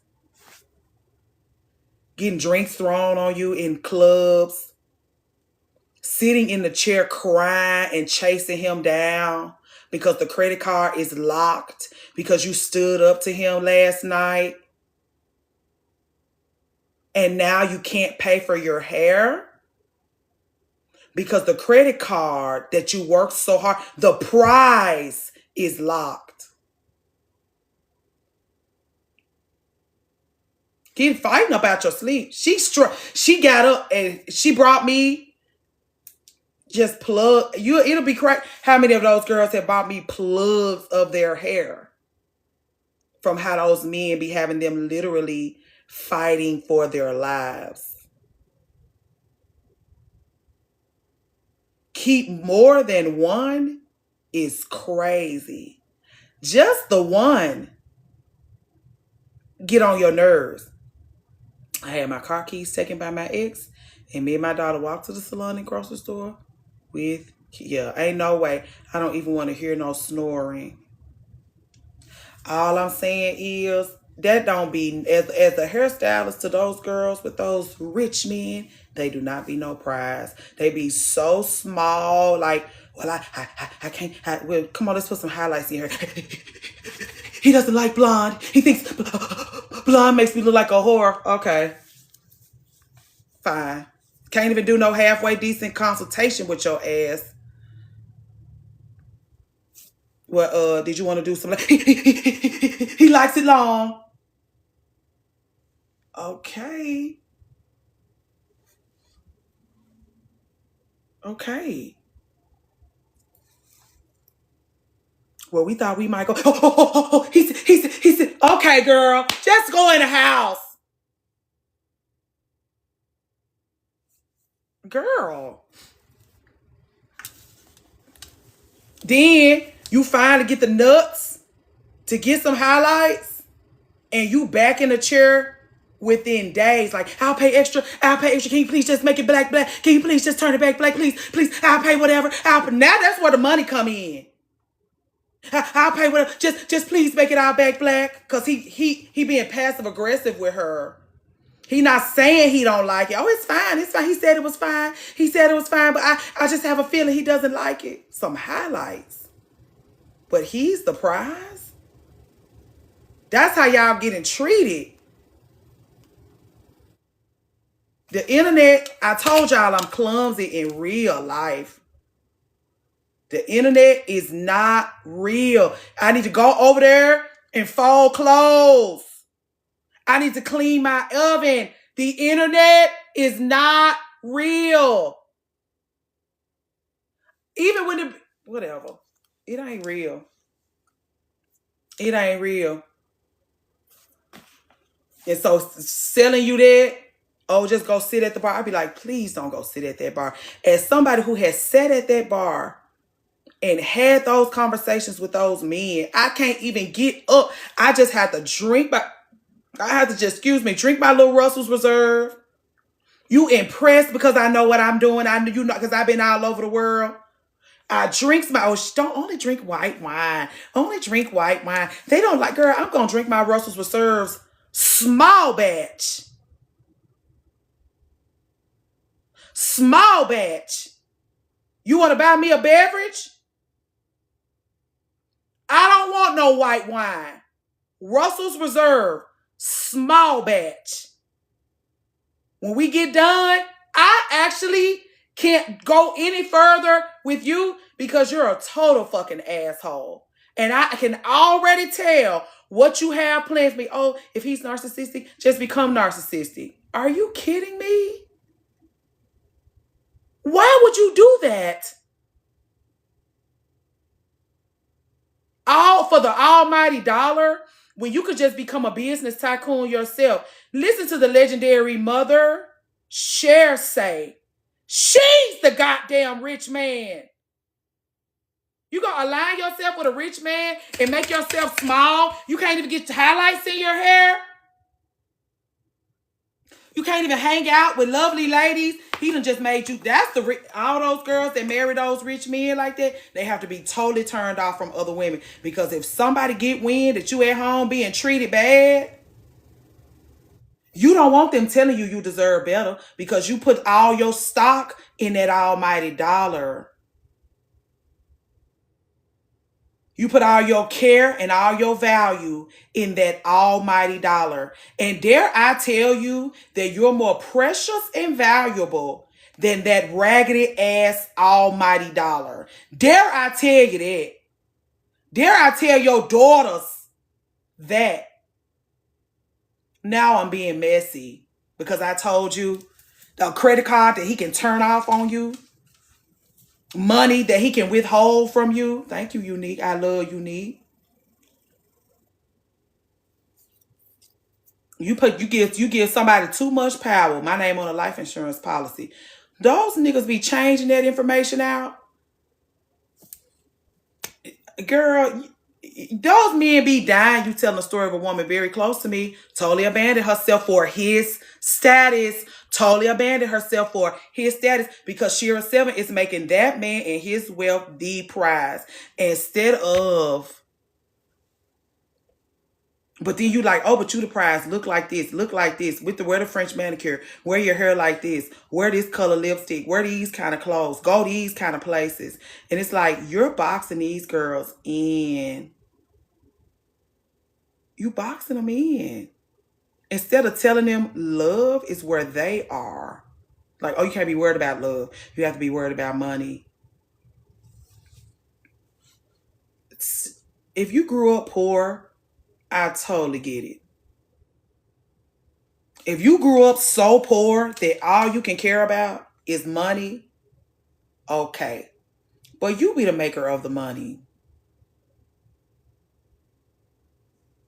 Because we all would be a little money star, but we also be love star. And imagine getting all the wealth and still be love star. And they be like, oh, if you want love, have kids.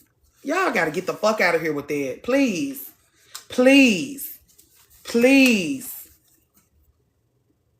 Somebody that's livelihood is hinged upon how hard you labor for them. Told my girls things with conditions is bondage. You can only go here. You can only act like this. You can only wear your nails like this. Don't wear that color lipstick. Don't wear these kind of clothes. Meat, bones. I'm never having kids. You got to get your love from somewhere, child, anyway. If you plan on actually having a fulfilled...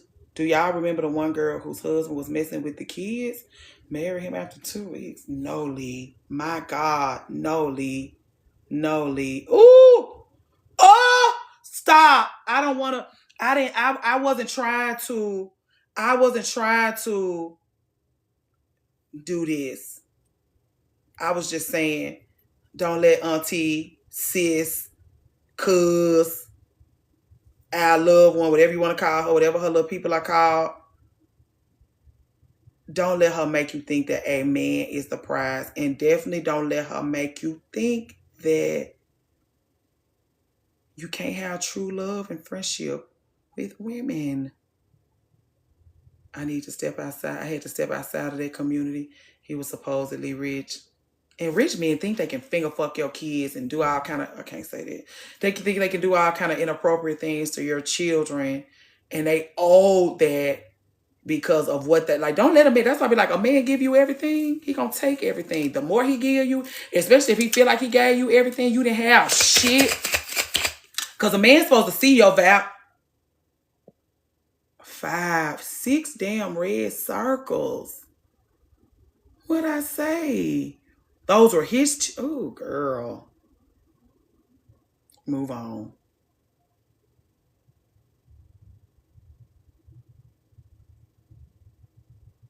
Just don't be alienated. Don't be isolated. Don't be isolated. And don't let nobody tell you that a rich man is a prize. Because a rich man ain't no kind of prize, girl. They be disgusting. The richer they are, the worse. Usually the more disgusting they are. Lip gloss, house, the weather. I'm nervous. And I say this as a woman who loves a little tricking. Or they be the dirtiest, nastiest, most trifling ones. The United States and Beyonce. Is not the prize. No kind of man. Not your daddy. Not your boy child. That's what, like, sir be harassing. Like, the little girls be coming over here, get their hair flat iron, and he be wanting to get your ass away from her. She don't owe you her time and attention. I don't care that everybody else think you so cute, so cute, so cute, so precious. If she don't want to be bothered with you, you leave her alone. Because my son is extremely handsome. He will be tall, dark, and handsome. My son don't have no business feeling entitled to a woman's attention. You are not the goddamn prize. She is. And you will leave this house knowing and understanding that so you can be a halfway decent partner. That lady don't owe you her attention. I don't care that everybody else give you attention. She doesn't feel like giving you any of her attention.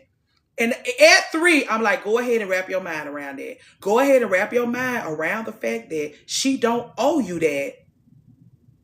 And leave her alone. You done walk past 3 other ladies that want to pick you up and hug and kiss on you and show you love. You walk right past them and walk straight up on the person that don't want nothing to do with you. She is allowed to not want nothing to do with you. And I let her, because this girl here is 13. She also needs to hear me say that. She also needs to hear me saying these things. Not just herself at 3 years old. But a 13-year-old girl who is beautiful and who has her whole life ahead of her. She needs to hear me say that.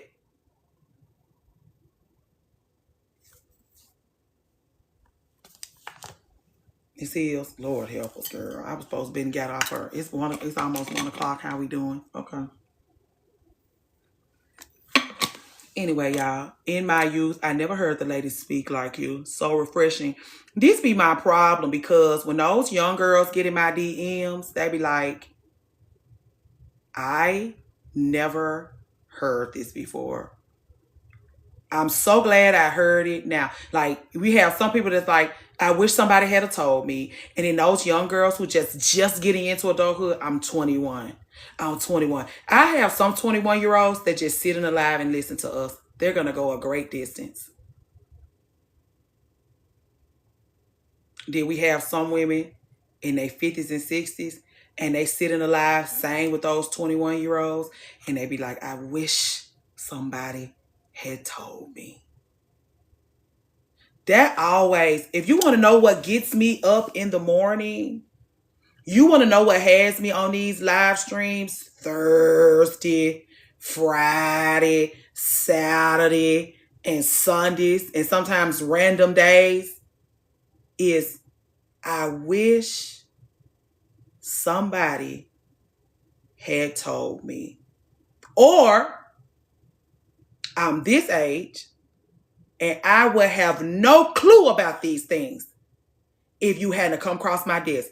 My life would have been so different had I been privy to these conversations in my 20s. If I had somebody who loved me and who was screaming my goddamn head off my shoulders about my well-being. The only thing they were screaming my head off about was marriage and children. 23, and I'm very glad to have found this space. I knew they was going to come out of that woodwork like that.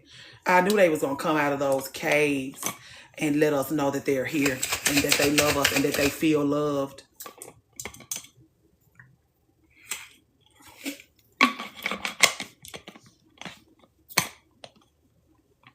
Anyway, the reason why I begged y'all to do those daily hard me's and to share and to click, because they tell us what the sharing and the clicking does. And I just want to be in front of as many women who need to hear me yelling and cussing. Ooh, 38. Where you at? Where you at?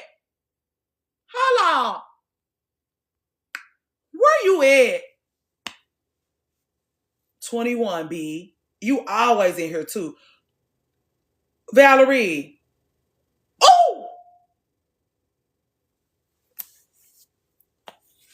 I'll be in touch. Hold on.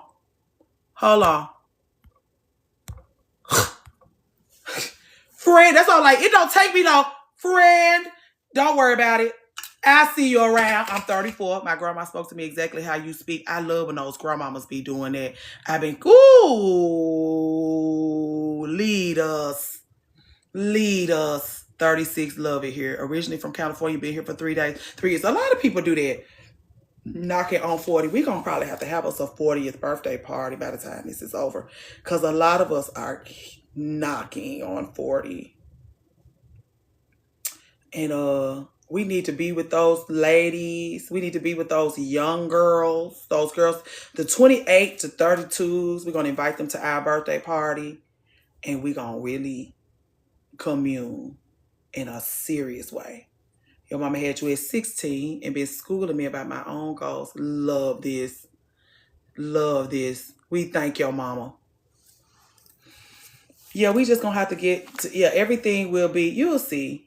You'll see. Unfortunately, the more time I spend with y'all, and you look like, you can look at that skin, you can look at that mug, you can look at that waistline and tell she chooses to be selfish. I don't give a damn about how you feel about it. The woman, by the woman living in resentment because she self-sacrificed. She said, not me. She said, not me. Ooh, 47 didn't tell me much of anything, but I don't. Anyone told her anything either. I hate that. Owner of multiple businesses, travel the world with no children, and walking to get my master's degree. We'll be right there with you. We'll be right there with you. You in that master's degree. You in this big, beautiful life you gave yourself. We'll be right here with you. My mama and her girlfriends were a real community. That's what I did. When I was talking to Lee on the phone the other day, her daughter is 3. I said, if you really want to talk about dreams, the work that we're doing here today, I would like it to set the table for her. If that's too ambitious, fine. Because they say we don't even have no business community in the ways that I would prefer. But if we talking about long-term goals, she's 75 now. All her best friends passed. Ooh, you know what? Somebody came in my DMs and was talking about how her grandmama's best friend had died. And she was so confused because she was at her grandmother's bedside. Happy birthday day, babe. Lord, I ain't got no manners. These ladies got more manners than me sometimes. Her grandmother's best friend had died. She was at her side when she took her last breath, which was just had me already in tears.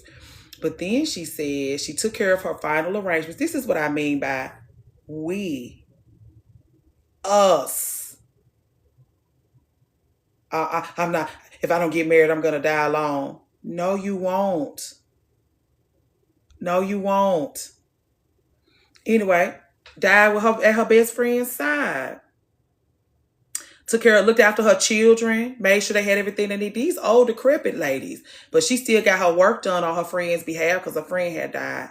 But she said, my granddaddy died years ago. I never seen my grandmama grieving this hard. I never seen my grandmama this sad before losing her best friend. That's where all her romance, intimacy, her true companionship and connection came from. You grieve a husband because now you got to put all the insurance, you got to do all the paperwork, you got to do all of that do get on your nerves. Fine, you got to learn something, or you got to be a little bit more, you got to provide for yourself in a different kind of way. But those friends, when those friends leave your life, especially if they die off and y'all have been doing life together, your life partner is gone. Your true life partner is gone. The reason why I'm so passionate about the community that we building is because we're vetting. I keep telling y'all that we're vetting our life partners here. We're vetting those people that's never going to let us feel alone or lost. We all know we're decentering the dads, moms, men, weddings, motherhood. We're decentering it all and centering ourselves and each other. When we put ourselves in the middle, when we prioritize ourselves and each other, we can see better. When my best friend died, I struggled so hard. My daughters were worried. We love it. Anyway, y'all.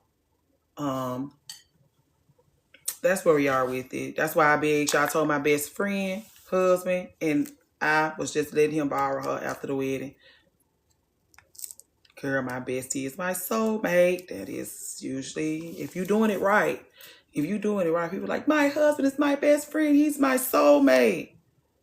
You're misaligned if your husband is your soulmate. You are totally misaligned if a man is your soulmate or a child. Like if you're like, oh, I'm a mom and my daughters are my daughter's my soulmate. You're terrorizing her because I promise you ain't none of her damn soulmate, girl. Your daughter is not your soulmate. You gonna be mad when you find out you ain't none of hers. She gonna tell you that because it's up to, if she get that Chick-fil-A, It will be because you bought the Chick-fil-A. If she gets that Parmesan crusted ribeye from that Longhorn like that, that's because you bought it. That's why, yeah, Mom, you my soulmate, girl. Yeah, soulmates, mommy. As soon as you set her free, she gonna show you ain't none of her damn soulmate, girl. I don't care nothing about being your soulmate. I thought you was just talking. Me and my bestie are indeed soulmates. That's what I'm saying. I had to get on the line with mine to get my repairing done. That's why I be like, I want y'all to see me. Last week I was making repairs. Was I not? This week I'm laying bitches to rest because I know what's important. I know who and what's important. I know who and what I can ascend with. Last week I was making my repairs to a relationship that I want to take into the future with me and that's worthy of me taking into the future. This week, on the last day of us wearing black, I have a red lip on.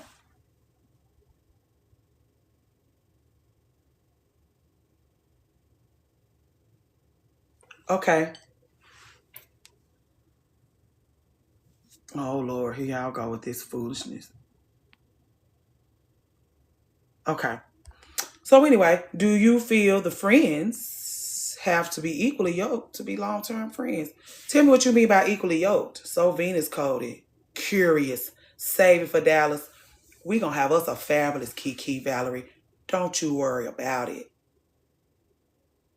I got you on my vision board, Valerie.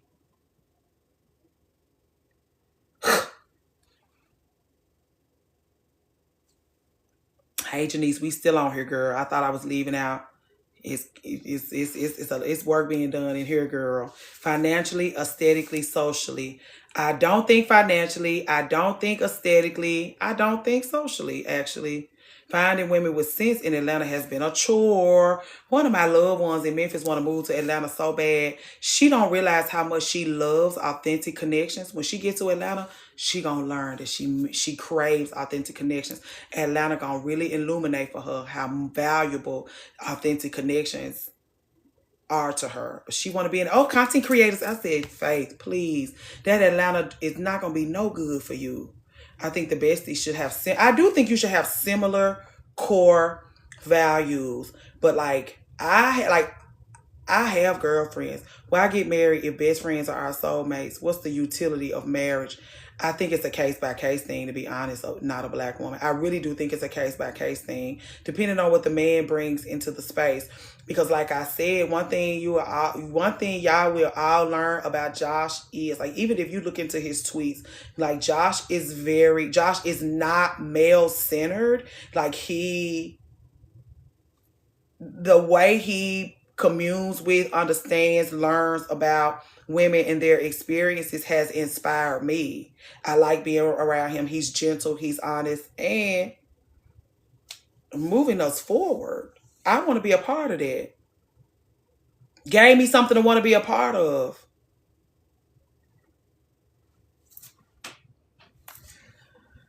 Call me what you want, girl. I don't know what to say. I wasn't expecting it either. I was living my life minding my business. Okay, fair. That's why I just be like, set those standards high. If you have good friends, you will invite a good spouse. Even if you weren't trying to invite nobody, you will invite them anyway, because you just have people around you who love you, cherish you, and treat you well. And I said, if the love and the care and the regard and the respect is superfluous, Lord help you. Everybody gonna want to give it to you. Everyone's gonna want to give it to you. Hey, so refined number 9, girl. You ready for the weather?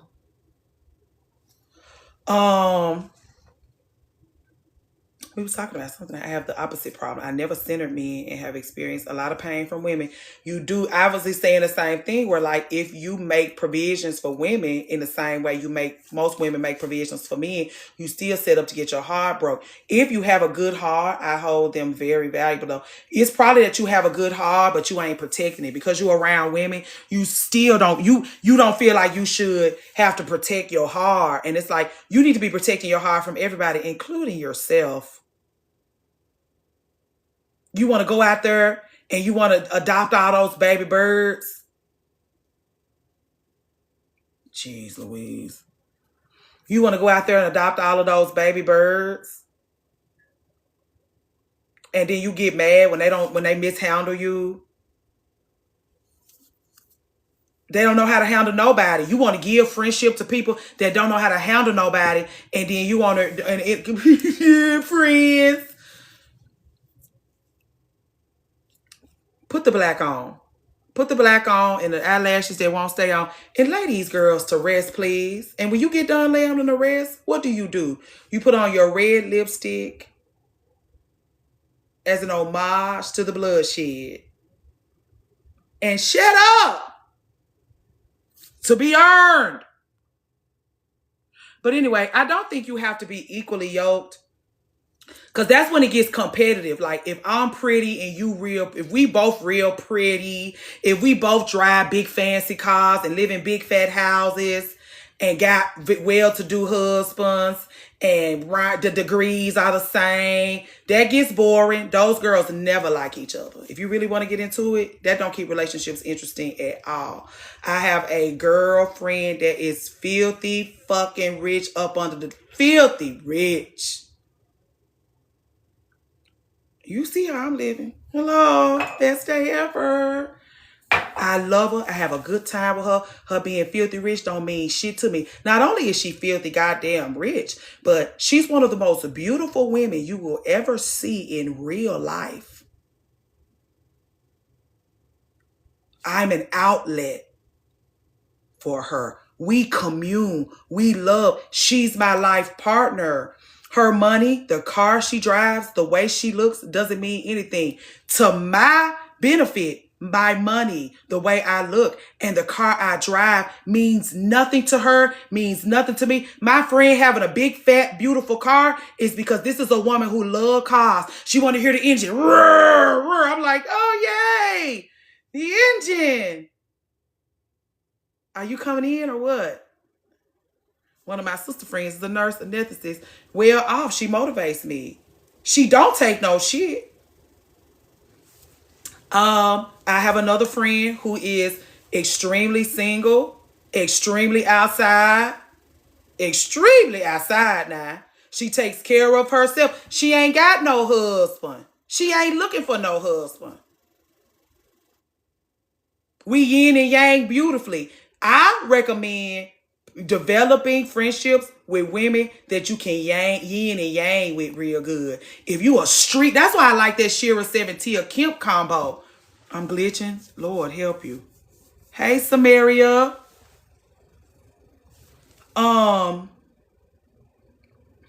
Those friendships where those ladies yin and yang, like all of my girlfriends are highly educated. Like even my friend that's real single, she's a scientist.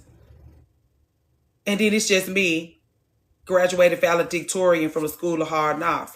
I yin and yang fabulously with all of my friends. Age, like even my friend that's 60-something years old, we do have a lot in common. But me being 38 and her being 60, we yin and yang beautifully. My friend that's 71, me being 38, her being 71, her kids being my age, we yin and yang very well. I believe in a yin and yang. I can look at you, that's what I'm saying. I can look at you and tell if I should be over there because it's the yin and yang. You got to be able to, y'all got to be able to, it's not like this, it's like this. That's why I keep doing this and this because there's something there for you to grab onto and that's where you belong. We don't compete because there's nothing to compete for. What are we competing for? I compete with that husband and child for your love and attention. I'm going to always do that. You have a mindset that prevents comparison. Not that, oh, now you ain't lying. I'm going to always compete with your fabulous career for your time. But I go head up with those afternoon meetings for a time with you, for a kiki on your lunch break. I do go head up with that husband and those children. I do go head up with your Friday nights for your time. I'm never going head up with you though. Again, we have nothing to be like if we listen, if it's a fleet, if it's 69 of us in here and 12 of us have G-Wagons, Then we got a fleet of G-Wagons to speak of. I don't feel no kind of way because you have as somebody who drove a luxury car, Lord, they're so, it's like having a trust, it's like having a spoiled child. I'd rather have a friend with a yacht than have a yacht, because I'm going to make us a beautiful spread. I'm going to bring us some cute little outfits to float around in. I'm going to bring us some oils and some potions and some sunscreen. You going to pay to have the yacht clean. You going to make sure the driver is there. I'm going to bring us a good time. You going to provide us with an environment. We going to have a fabulous time. And I don't have to worry about cleaning it and insurance. I just bring the good time and the fabulosity, honey. I don't want no yacht. I don't want your yacht to be right here and my yacht to be right here. I don't want no damn yacht. You want a yacht, you have a yacht. Let me bring what I have to, and you do that, and let's do this. Are you the one who initiates hangouts, or is it balanced? I always want to be around my folks, so I'm always begging them for their time. I can't help it. Like, come on, let's go. Come on, come eat. I'm going to always be on the line, be like, well, come eat. Well, come eat. I'll meet you at that coffee shop up the street from your house if you just want to get a little time in. I'm so busy taking care of my relationships until I'm not, and then I'm apologizing for dropping the ball. But that's what I'm saying. I'm so immersed in my relationships that when I become unimmersed, my people can tell. Like, what the fuck going on over there? They all of a sudden, oh, wait. But I don't take it personally because I just am very passionate about my relationship. Sometimes but I'm always trying to figure out how I can get up with you. Where are the women in New York like you? I wish I had more. They say New York is a lot of people, but it's lonely. Same, and the response I got was, we are not in a relationship. Oh, you should have stopped being her friend, because she think so a woman wanted to be close to her. She think a woman wanted to be near her and be and spend time with her makes her gay. The things that she wants from men, you're trying to give it to her, and she think it's something wrong with you because you giving her something that she wants from men. And so that's how you can tell she's male-centered. Tell her to kiss your motherfucking ass and come out. I don't know if you're into astrology, but your 7th house placements must be lovely. I am getting a reading. I'll keep that. I'll let you know when I get that information back. My 7th house placements must be lovely. I can ask pattern and I'll let you know. I do a Saturday call with each of my sister friends. I love it. You have to be careful with that sister word, girl, because a lot of our loved ones don't like their sisters. The friend you have with money and looks will be hated. That's why I'm her only friend, because she don't have trust. That's why I'm her only friend, because, hey, Elle, I think you just came in here. I missed class, but I ain't worried about it because I'm scooting my pennies together, girl, and I'll be in the legendary class. When I miss class, I don't even be worried about it because I'm going to the class. College, if you will. She does have a hard time. Like, even with, like, she made a little friend with her daughter has karate, taekwondo, and she went into she had made her a little friend, a little lady she was kikiing with, and she always get offended because the lady was like, these chats here with your PTSD, I appreciate this. The lady was like, I thought you was gonna be stuck up. That's her least favorite thing to hear, because you done seen me pull up in this big fat car in these beautiful clothes with this beautiful mug, with this perfect hair, with this beautiful child, with not a hair out of place, these nails, this skin. I'm giving you a piece, honey, and you just decided that you was gonna be intimidated by me. You should be inspired, because that's what I'm like. I just weep when I see her. She's so beautiful and fabulous. And so I do kind of set the standard a little too high. Thank you, Elle. Because I adore her. And it has nothing to do with the money in her pocket. She's brilliant and she's smart and she's funny. And she's fashionable and she's creative. And she awakens my creativity. She enriches my creativity. I adore her. If I said it to her husband, maybe he would think I wanted to touch vaginas with her. But imagine me just loving her and marveling at her and appreciating her for her contribution, and I don't want to touch vaginas with her. You are healing parts of me I once felt shame about. Ooh, Destiny. Anyway, y'all, I don't play those games about friends like that. having somebody who appreciates you, you will. This is why I'm trying to like really do a good job with this, because vetting our life partners. Is she male-centered? Does she take care of herself? Does she have a good heart? Does she protect her good heart? Does she make good choices? Or is every time you check in on her, she knocked up again? She got another stupid fucking boyfriend because she can't get over things. Vetting our life partners. Since y'all swear it's so hard. We get in these lives and it's like we all have these things in common. What advice do you give that friend to find more friends? You're not going to like what I have to say.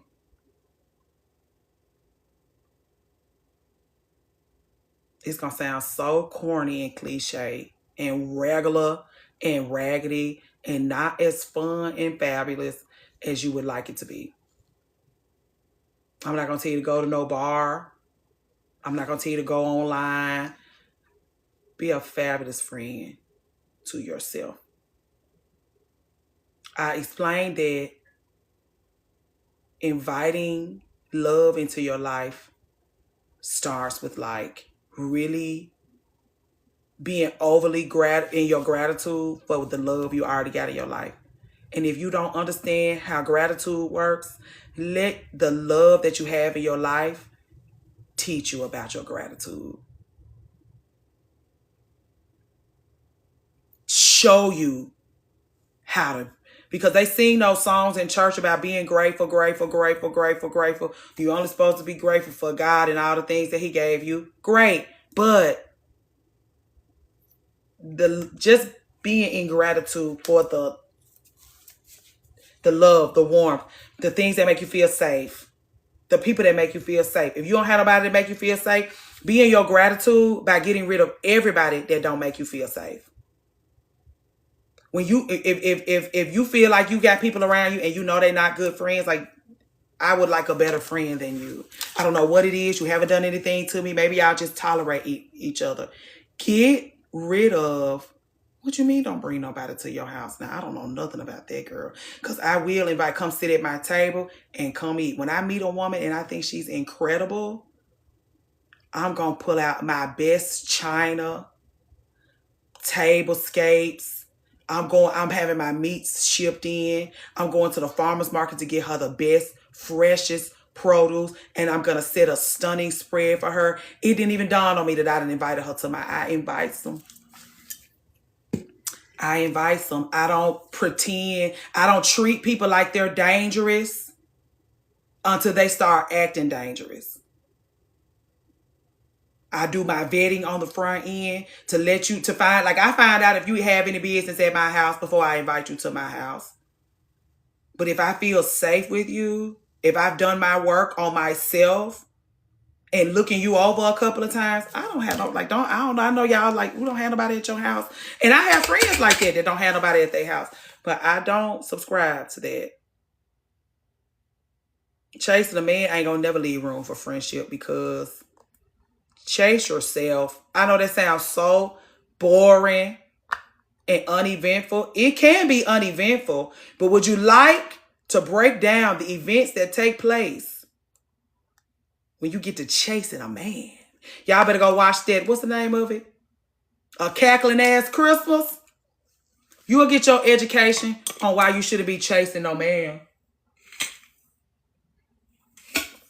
A Cackling Ass Christmas. In that live, we read a love note from a punk bitch, girl. 2 women was chasing him. And that was the only ones we knew on the... that was the name of the live stream we did for Cackling Ass Christmas. Because we had more fun than we thought we was going to have in there. It never ends well, but definitely not if you need the community of heal. You do, but then you exploit. That's what I mean. This is what I mean. You mishandle yourself. You get good advice from women. You don't take it. You come into the space looking for warmth and care. You get warmth, care, and wisdom when you come into the space looking for warmth and care. You get warmth, care, and wisdom. You go off into the world and still mishandle yourself. So you've exploited the warmth, care, and wisdom. After mishandling yourself, you run back to the group for warmth, care, and wisdom. Exploitative. No proximity without community. You keep running back to us. We trying to love you and guide you, and you don't want to hear it. You want to march to the beat of your own drum, and we telling you that this march is the incorrect march. You're mishandling yourself. You want to do it your way anyway. These ladies done told you they done paid for it time and time again. You don't care because you want to be touched on your inside parts and all of that. Getting your vagina touched is so much more valuable to you than community exploited. You're going to let a man exploit you, and then you're going to exploit us. Leave me out of it.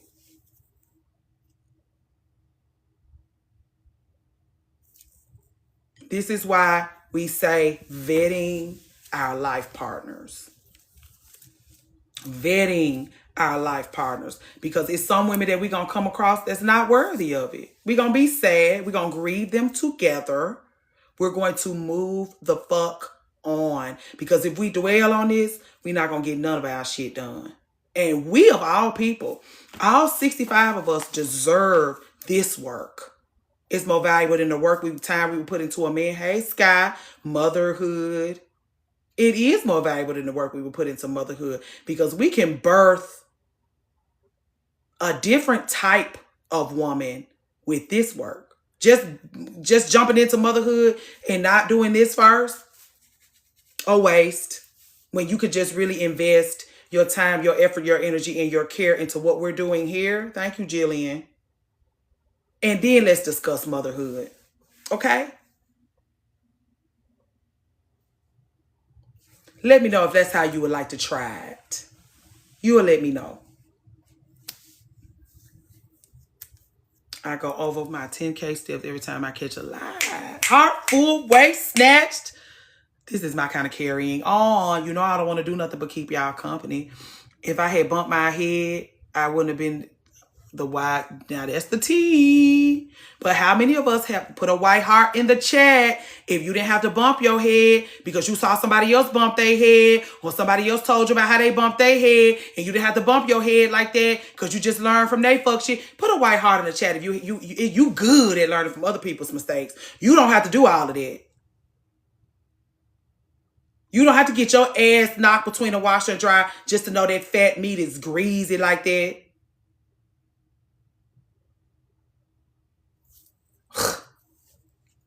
Clee. Thank them for that service.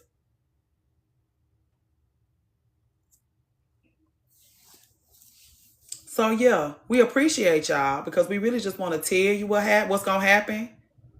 Because we came from the future. This is what I always tell young girls. I came here from the future to tell you what's in store.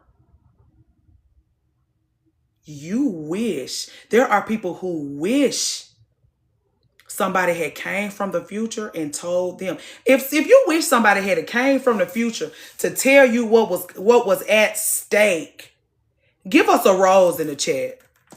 If you wish somebody had came to you from the future while you was getting ready to do something fucking dumb, they came to you from the future and they sat knee to knee with you and they said,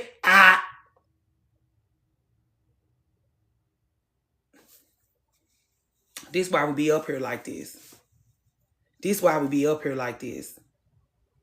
Y'all can't never stop me from being up here. They're going to have to stop the internet and stop the TikTok and stop the thing because of this. This right here. Before you bought your house, yeah. Would you hear to listen? If somebody had came from the future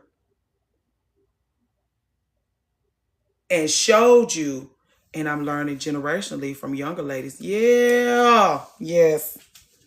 I learned from young people too. I told y'all one of my friends is 11 years old. Learned a lot from her. The reason why I call her friend is because she teaches me and I teach her. The reason why I call her a friend, because she not my niece. She not my sis. She not my... The way we share and use each other's wisdom to grow and connect, she's a friend to me. And I want her to know that. We respect each other mutually. She's a safe place to land for me. I don't dump on her because my life is good. I don't have nothing to dump on her. I'm not enmeshed with her. I'm not having any inappropriate relationships with her. She don't using me for a mom replacement because she got a fabulous mom. A stunning 11-year-old. Fabulous. Anyway, that's why I say I couldn't have learned the easy way, but I share what I've learned. Yeah, I appreciate you for that too. I think I had to get knocked between the washer and dryer too, because like I said, there were tons of fabulous women coming in front of me and telling me what was going on, and I just didn't listen. That's why I be asking y'all what y'all had listened, because I didn't do no listening, girl. People, that's why I'm like, I come from the future. I tell those girls the things. If they don't listen, I be like, it's okay, girl. You'll get it one way or another. That's why I love human design. You was that human design lady talking. Okay, y'all. The big snow is coming in. Some learn better with experience now. They got to feel that pain in order to learn from it. I listen. Hey, KJ. I listen. A little too well froze me from within. Yeah. Oh, I see. Okay, y'all, I gotta go on. Hey, Halloween. I hate that I'm getting ready to go because you just got here. I'm nervous about the snow. I am nervous about the snow. I will see y'all in the morning if they let us have some power after the snow. Tomorrow is our bed rock day. So have your snacks, your show that you're gonna be in, watch. We're in Memphis, Nashville, St. Louis. Love you. Ooh, Miss True Rose. Even charge the phones, the tablets, the laptops. Charge portable chargers. Charge everything today. I'll see y'all tomorrow. Oh, you from Ohio? We have a lot of little ones in Ohio. Hey, Creesha, I ain't even say nothing to you, Creesha, my bad. Download some shows off Netflix or whatever. Nashville. Yeah, girl. Just lock in. So many Ohio folks. We got to figure that out. Love y'all very much. Please be careful. Ooh, Cali, y'all gonna be fine. It's about to get bad in New York, too. Just love from Tennessee. Okay, y'all. I love y'all. I appreciate y'all. Hopefully, Lord willing, we'll see y'all tomorrow. And more Bobo